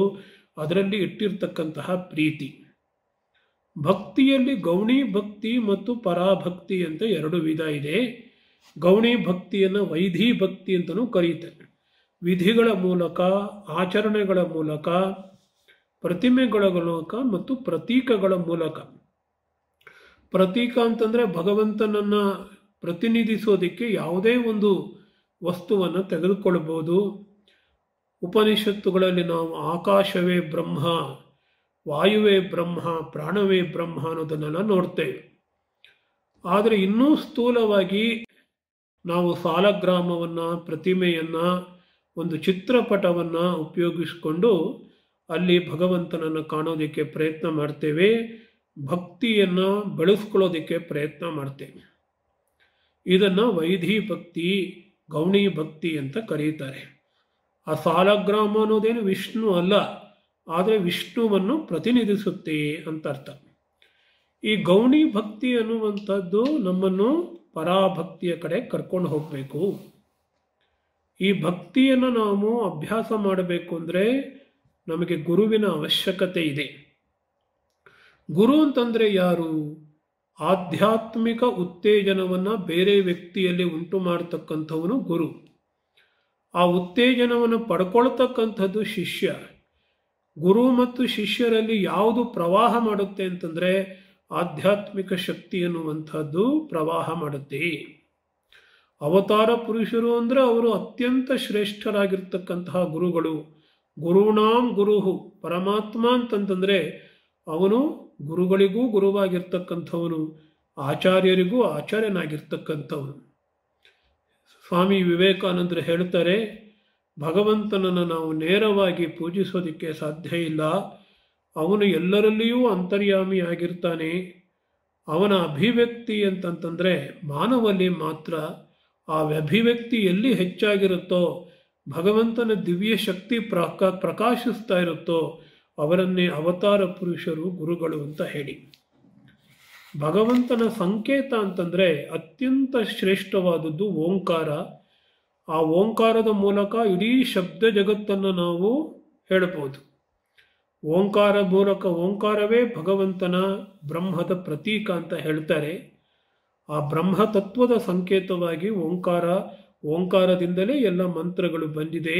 ಆ ಮಂತ್ರ ಚೈತನ್ಯ ಅನ್ನುವಂಥದ್ದು ಓಂಕಾರದಲ್ಲಿ ಇದೆ. ಹಾಗೇನೆ ಗೌಣಿ ಭಕ್ತಿನಲ್ಲಿ ನಮಗೆ ಕಂಡು ಬರ್ತಕ್ಕಂಥದ್ದು ಇಷ್ಟ ದೇವತಾ ಕಲ್ಪನೆ.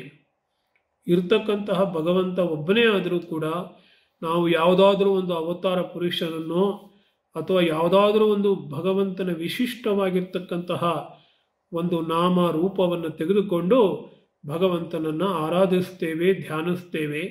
ಅಥವಾ ಗುರುಗಳು ನಮಗೆ ಅದನ್ನು ಉಪದೇಶ ಮಾಡ್ತಾರೆ. ಇದನ್ನು ಇಷ್ಟ ದೇವತೆ ಅಂತ ಕರೀತೇವೆ ನಾವು. ಇಷ್ಟ ದೇವತೆಯ ಮೂಲಕ ನಾವು ಮೂಲ ತತ್ವವಾಗಿರ್ತಕ್ಕಂತಹ ಪರತತ್ವವನ್ನು, ಭಗವತ್ ತತ್ವವನ್ನು ನಾವು ಸಮೀಪಿಸ್ತೇವೆ.